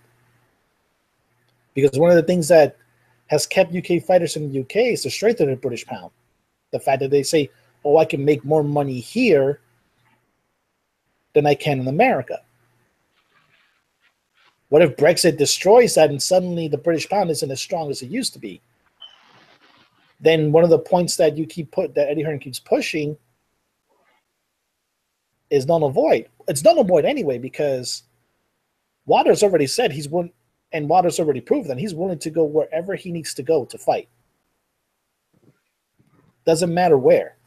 He's willing to go anywhere to fight. And unfortunately, he does have a point where it almost feels, even though we know financially it makes perfect sense, it has a certain sentiment where, why isn't Joshua going around the world? He's this big star. He's big personality that is going to be heavyweight champion of the world. Why are they just keeping him in the UK? It does add that aura of maybe he's not what he's supposed to be. But wait a minute. For folks who say that, haven't they forgot about the fact that Joshua Klitschko 2 was going to be held in Vegas up until Klitschko retired? Shoot, Joshua was in Vegas shortly before Klitschko made that announcement. So I don't understand that argument. Well, the argument falls into the point to me where I see it as, okay, if you were making plans to go to Vegas, then you should have made your debut in Vegas no matter what. Make your stamp out in the American market. Instead, you went back to the UK market. It almost feels like going to the safe way, but the problem, but like I said, financially, it makes all the sense in the world right now, because financially, there really is no need for Joshua to come to the US unless it's a big money fight. And the thing, the problem that I said I have with Eddie Hearn is he's doing everything possible right now to make it seem like, oh, Joshua's not, like, Wilder's not on Joshua's level. He's not as popular as Joshua. Why should I come to the table to fight this Deontay Wilder? Remember, he tried this experiment where he asked people in New York if they knew who Deontay Wilder was. And it kind of blew up in his face because boxing has gotten to the point where not a lot of people know who Deontay Wilder is. But guess what? Not a lot of people really know who Anthony Joshua is. The names that still dominate casual fans discussions is still, even though both of them are pretty much semi-retired, Floyd and Manny. Well, can I say something real quickly about that, Mike, if I may? Lennox Lewis was a pretty good draw in the UK, and when he left the UK, he came to America. He didn't get any big fights until he got in the likes of Shannon Briggs and Holyfield and Tyson. So after he drew well in the UK, he came over to the States and started taking on pretty decent opponents until he got those big fights with those American heavyweights. So why can't Joshua follow those footsteps that Lennox Lewis did? Exactly. And especially if you're going to do it, then do the logical move, then do it with Parker first, because Parker himself has been dying to fight in Vegas. He resides in Vegas. He's pretty much been forced to just pretty much prolong his stay in New Zealand for a while because nothing is coming into it. And yeah, now he won the fight against Yuki in the UK, but now he needs to fight in Vegas. So there would be a logical step up to move into it. I think what people don't like when it comes to this whole situation is this power dynamic between Joshua and Eddie Hearn. Because, like Dan the Man said, there seems to be a disconnect between fighter and promoter, where the fighter's saying one thing, the promoter's saying another, and the fighter right now doesn't look to have enough power to supplant the promoter. And that's the thing about Joshua. Joshua, we know we've heard enough where there's Under Armour advertisements of him as far out of Southeast Asia.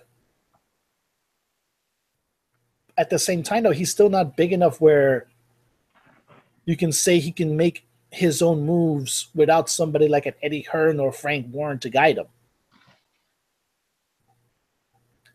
That's the whole issue that's facing Joshua. As much as he can say, my promoter doesn't speak for me, you still haven't gotten big enough or haven't accumulated enough power yet where you can make that statement valid.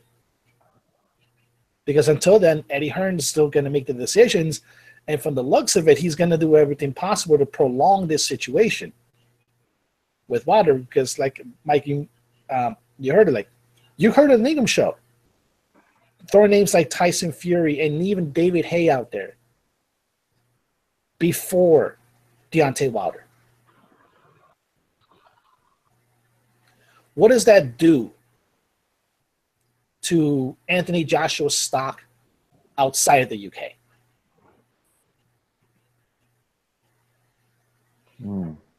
I see Jacob has joined us. Jacob from Jap Boxing. I want to get him in this discussion.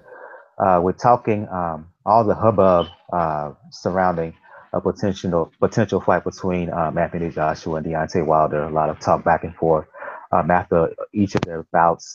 Joshua's winner with the calm, Deontay Wilder's destruction over Bermain Stavern. Your thoughts on all of this, for lack of a better word, talk? Yeah, first of all, I want to send my condolences to Daniel and also thank him and Bo for their service. We just had Veterans Day just passed, so thank you guys.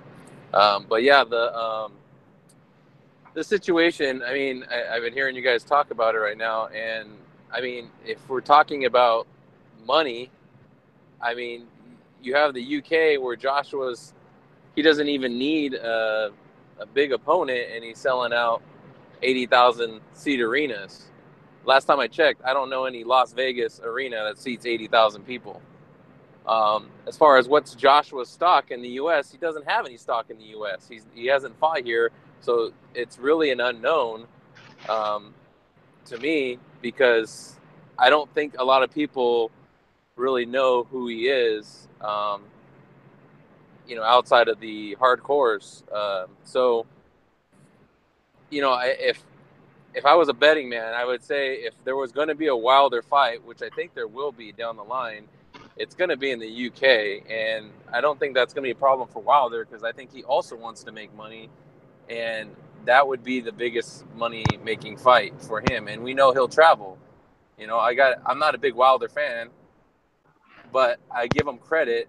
All the stuff that's happened to him has been, not his fault. I mean, he's been trying to, fight top guys, but unfortunately, they've had issues, with the drug testing or the all the different stuff. But he was willing to travel to Russia as the champion, which doesn't happen very often. So I think he wants to fight. I think Daniel hit on a point where Joshua, I think he wants to fight, but his promoter, kind of the way that Golden Boy did with Canelo, you know, they want to protect their cash cow too, you know.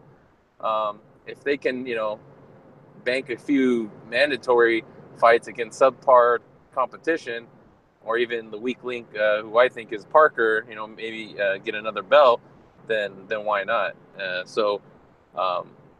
You know, I don't know if he's going to take a hit in the UK. They seem to love him, not only for, you know, him being a countryman, but also just his attitude, and you know, he's known to be like, you know, very humble guy, and you know, appreciates the fans. So I think that endears him to a lot of the people in the UK.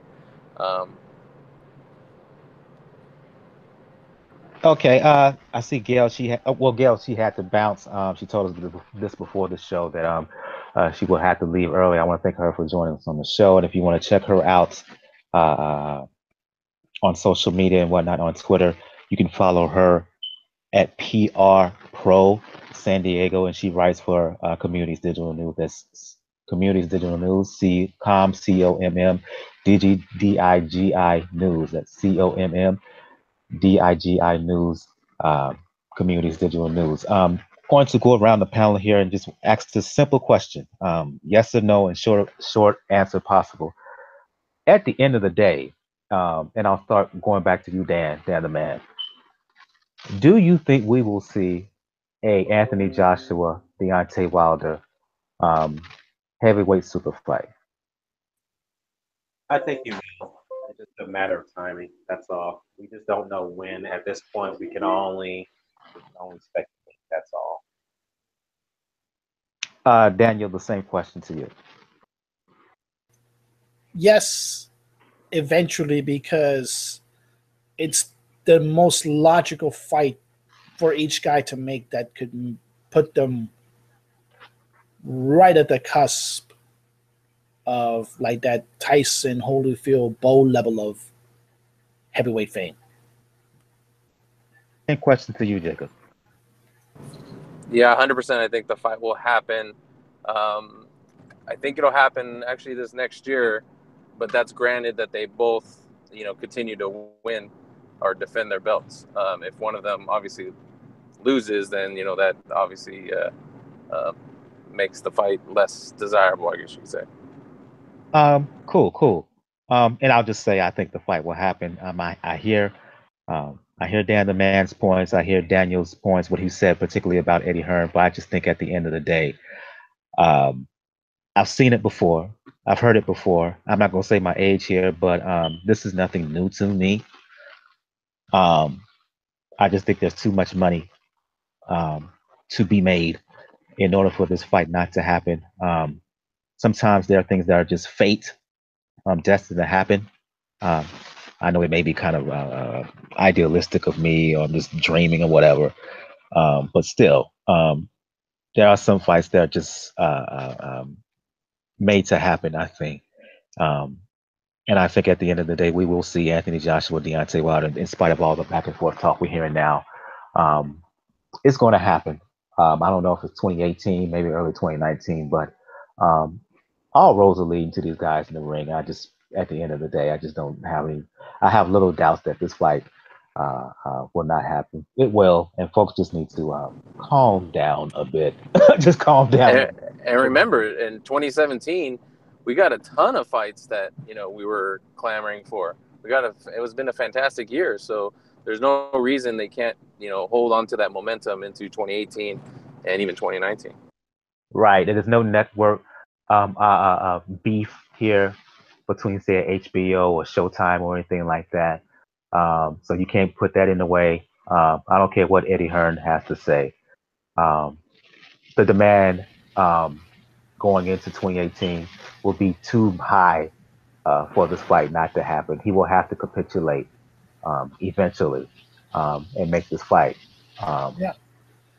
And only blocker I could see is a possible Fury bout, but I don't trust Tyson Fury at this point. I don't care if that video did pop up today of him in the gym. I don't trust him. I just don't. Only if they get rid of all the cocaine in the world. Yeah, I'm just saying. I just don't Well, believe he's talking about coming back in April. Okay, good luck with that.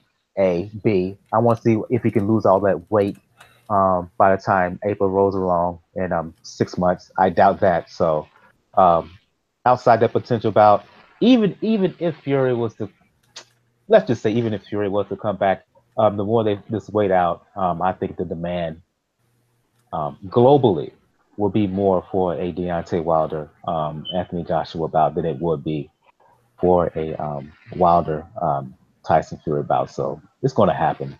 Period. well, well, no. Well, first of all, we'll have to say this first. Fury, yes, has to starts gaining enough weight where he's going to try out to be a Dolphins offensive lineman than a boxer. I don't know the way the Dolphins are playing tonight. I'm just Yeah, I know, but then again, but luckily right now the Canes are good. Like I said, we'll see you in Charlotte very soon, Mike. But oh yeah, oh yeah, oh yeah. The Canes are Clemson. It's going to happen. yeah, He's got to stay away from those Dolphins, man. They got that cocaine, man. yeah, well, yeah, that's true. That's one thing, but that may attract Tyson Fury to the Dolphins. But that aside, you know what's going to happen if Tyson Fury comes back with Deontay Wilder.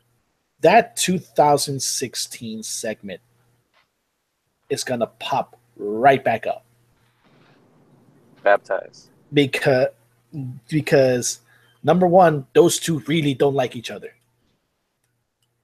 So it's an easy fight to make between those two. And second,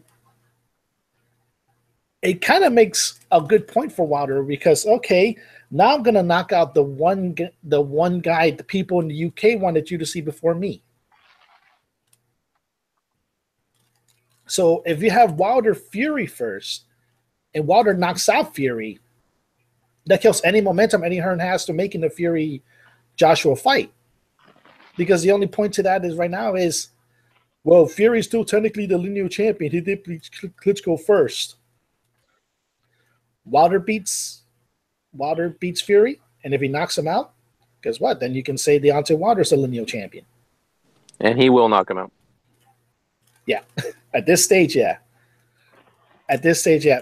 For as many people as people want to mention, like, oh, Wilder just windmill punches. He relies so much on his right hand. He has shown that he does have a pretty decent set foundation and a build that makes him very difficult from an athletic standpoint to keep up with as far as other heavyweights. If Wilder focuses his attack focuses his attack behind the jab like he was doing to set up that destruction of Bermane Stiverne, it's going to be hard for any heavyweight to beat him. It is.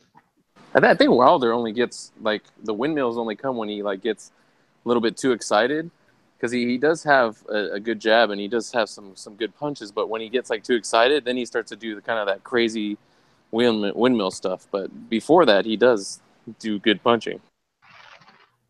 I hear you silent over there, Dan. Am I being too presumptuous here, thinking that this fight is going to happen and that people need to really calm down here?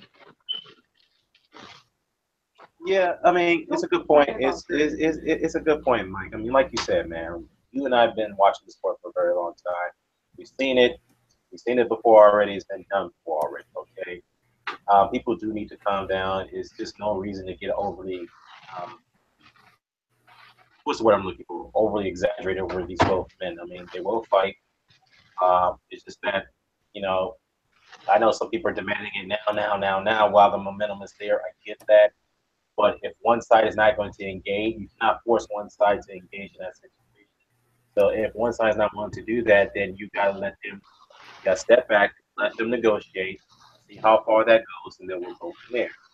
Remember, Mayweather Pacquiao is an excellent example. That fight took 6 years to get done. 6 years. Same thing with Holyfield Tyson. That fight took nearly a decade to finally happen. Like you mentioned, Leonard and Hearns, the first fight, that took about a year and a half. Canelo and Golovkin, 2 years. These things happen, So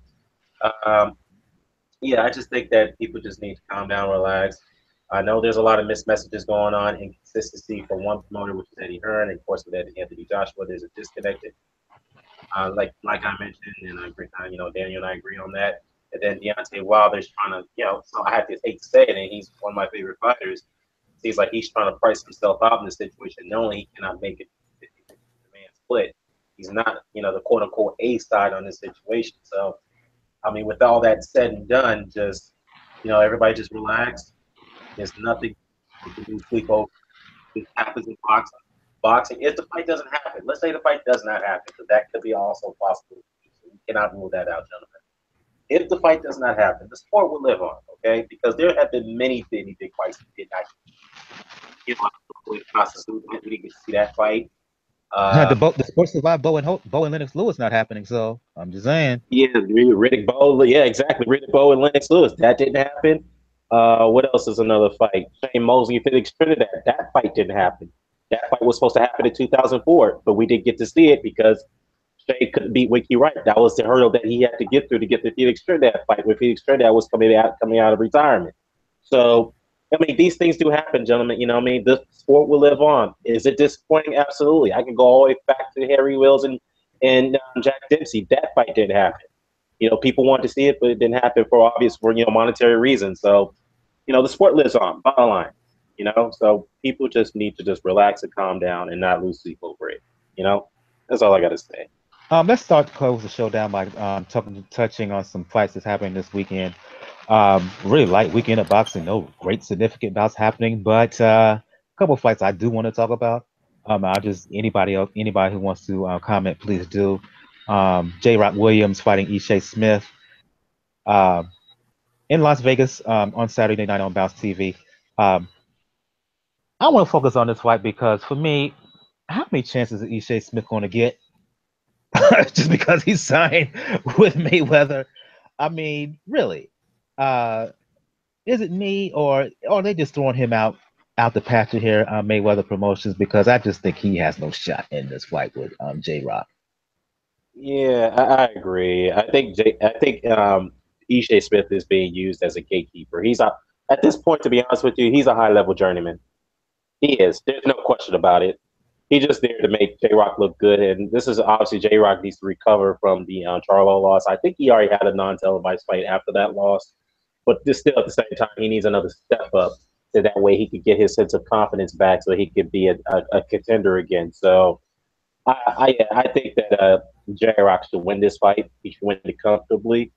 But then again, his punch resistance has come into question. So if Ishe Smith lands a good one, and Ishe Smith is not known to be a power puncher, I know that he's not known to be a puncher, but if he lands a good shot and he lands it with good accuracy, then it could be all over J Rock. But again, at the same time, I'm just saying J Rock I expect him to win this fight very comfortably. Quickly, Jacob and Daniel, your thoughts.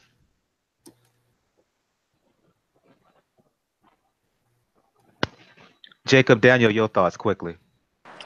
Yeah, I would say I agree with Dan in the sense that J Rock should win, and I think he should. He better win. Pretty handedly. He's got to rebuild his name after that knockout. There's a lot of questions about whether he can take a shot, and if he's going to continue to go for to move up the ladder, he's got to win impressively. It's a good comeback fight to me for J Rock. Like Ishe Smith is battle tested. He can say he is a former champion, so you can test it in. But I do expect him just from a skill set level to be pretty easy victory for J Rock.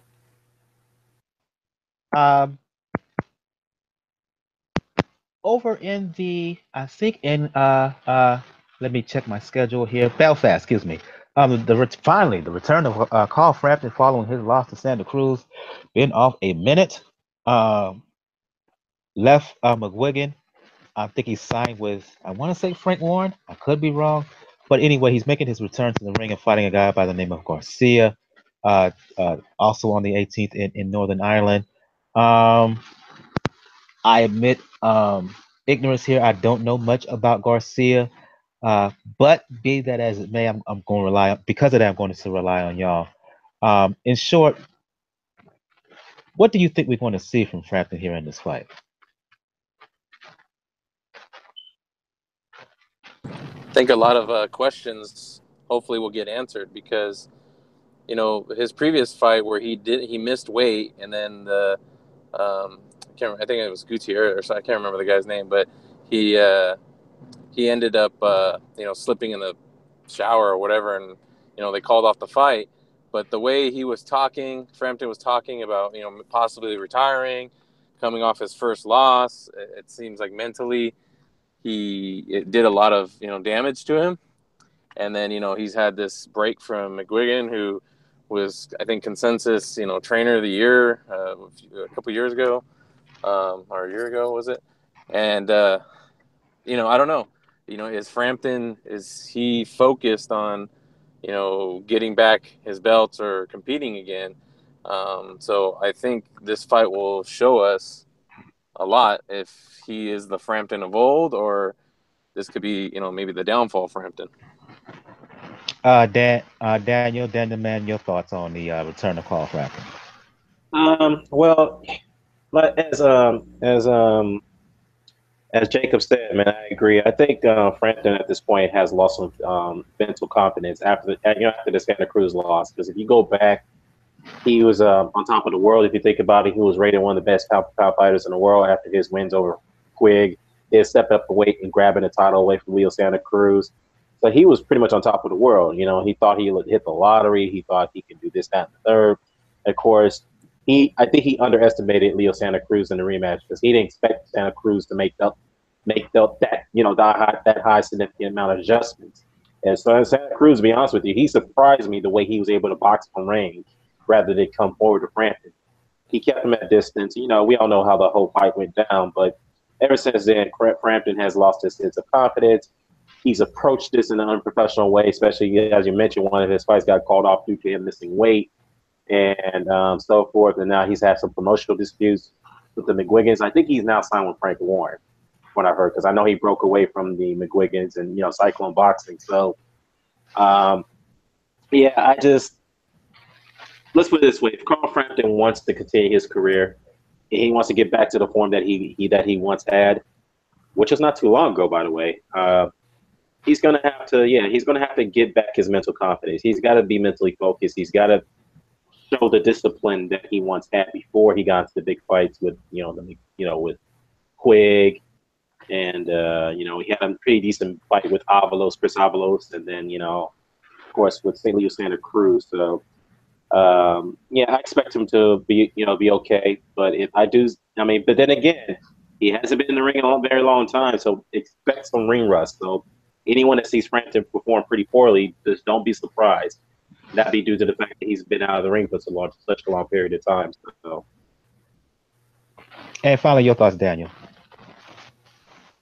Well, the fact that we don't know much about his opponent, it speaks to being the perfect Frank Warren card in a way. So, but yeah, it's sure he's signed Frank Warren, and yeah, he does have a lot of questions, Frampton, when it comes to it, because like Jacob mentioned, he did miss weight almost when he was fighting Gutierrez, and then like the supposed slip, Irish goons probably happened. Where that fight went down. Now, obviously, you really can't judge how back Frampton's going to be based on this performance, unfortunately. But he's still probably going to be alive in the discussion if we have this Mariusz Santa Cruz fight happen. If Santa Cruz wins, then he's going to jump into the discussion. And ultimately, it has to shape up in a way where he's now with Frank Warren, so we know he has an inside track now to the WBO belt. So he may have an inside track now towards Oscar Valdez. But it's just mainly he has to answer the questions whether he's cleared his head enough for the loss of Santa Cruz, if anything from the McGuigans is bothering him, if that lapse of missing weight was just a mental lapse, or he may have even just magically outgrown the division. Now he has to go to 130, where he has no chance against Lomachenko. I hope not. He's small for 126. Yeah, but you know what happens to a lot of guys when they stay out for a long time, even though they're small, they outgrow themselves out of the division. Stay off the Guinness, man. Don't drink too much of the Guinness. Telling an Irishman not to drink Guinness might be like telling a Southerner not to eat ribs. Yeah. Whatever. Still, for his sake, let's hope he looks halfway decent. Because I think he is a good fighter who can still make noise, who can still make money at featherweight. But it's a wait and see. We will see this coming Saturday how he looks. New management, new trainers, and whatnot. Where he's at physically, and more to the point, where he's at from a mental standpoint.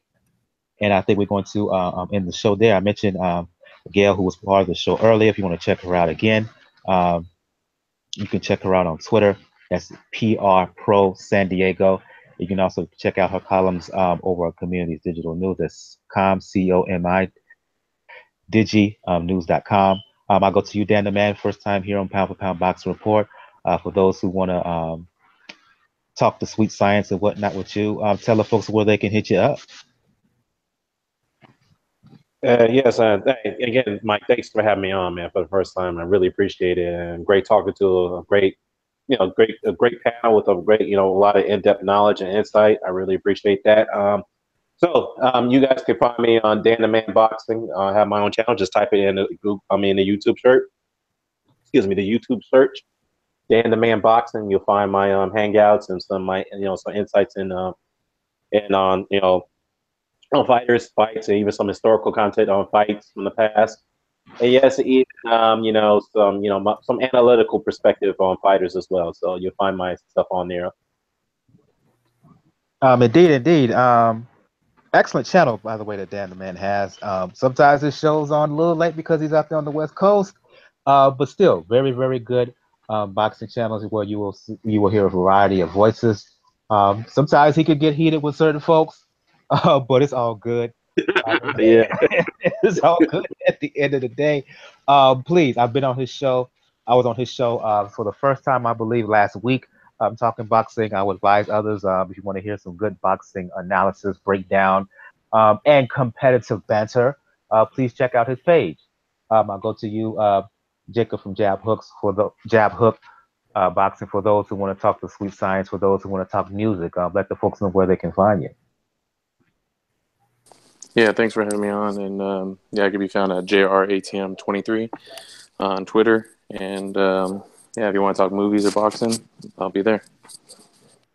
Daniel from the Inscriber, for those who want to talk the sweet science, for those who want to talk, who want to check you out on Twitter, clapping back against conservative loud mouths on Twitter. Let the folks know where they can hit you up. You can find me on Twitter at Raucus99. So you can catch my show. Most likely I have it tomorrow night with Joe Francis on 4boxingnews.com on the 4boxingnews.com website, as long as also on my SoundCloud. And definitely, like I said, check out, if we're going to do cross promotion, definitely check out Jacob's appearances on the Ron Real podcast. I did not know you were such a big movie aficionado, particularly Japanese movies. Really, really like that stuff. And shout out to probably the possibly retiring Kazuto Ioka. Looks like marriage has pleased him well. Wait, what? He's retiring? He got stripped of the belt, and his dad's saying he has to make a decision because it looks ever since he got married, the love for the sport isn't there. Wow. I didn't know this. Yeah, I didn't know this. This is a surprise to me. So yeah, kind of a bit of a breaking news from Daniel Carpio from the Inscriber involving flyweight champion Kazuto Ioka. I didn't know that. For those who want to talk boxing, for those who want to talk music, for those who want to talk fitness with me, you know what it is on Twitter. You can find me there, Brother JR at Brother JR76. As I stated to begin the show, If you want to find out all information regarding Pound for Pound Boxing Report, the blog page is the place to go to. P4pboxingreport.wordpress.com. And I don't do this enough. If you like what you're hearing, click that like button, subscribe, check us out on iTunes, subscribe or leave a comment, particularly if it's a 5-star comment. Subscribe, check us out on SoundCloud if you like what you hear on SoundCloud. Wouldn't mind your commentary there too. So I don't do that enough. I should do it more, hype my own stuff. But there you go. Next week, we will do a recap of Carl Frampton's bout, his comeback bout. We will do a recap of J. Rock Williams and Ishe Smith. And we will also do a preview of the return of one Sergey Kovalev as he's fighting Shabransky on HBO for the now. Now it's a title shot. Yeah, I know, right? Boo. But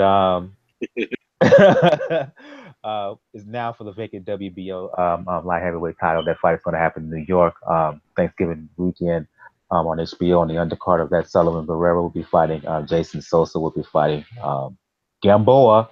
I hear Bo from Truth and Facts is in the chat, the live chat on YouTube. Yeah, your boy Bo. He's getting another title. He's getting another shot against the fight. He probably don't deserve, and I'm glad Bo's on the chat room instead of here on the live show. He probably cuts me out right now, but that's why I can say that. But yeah, we will do a preview of all those bouts. So for Gail from Community Digital News, who joined us earlier, for Dan the Man, from Dan the Man Boxing, Jacob from the Inscriber, Daniel, Jacob from Jab Hook, excuse me, Daniel from the Inscriber. I'm your host, Michael. This has been episode 189 of Pound for Pound Box Report. We will see you guys next time. Have a good evening. Good night.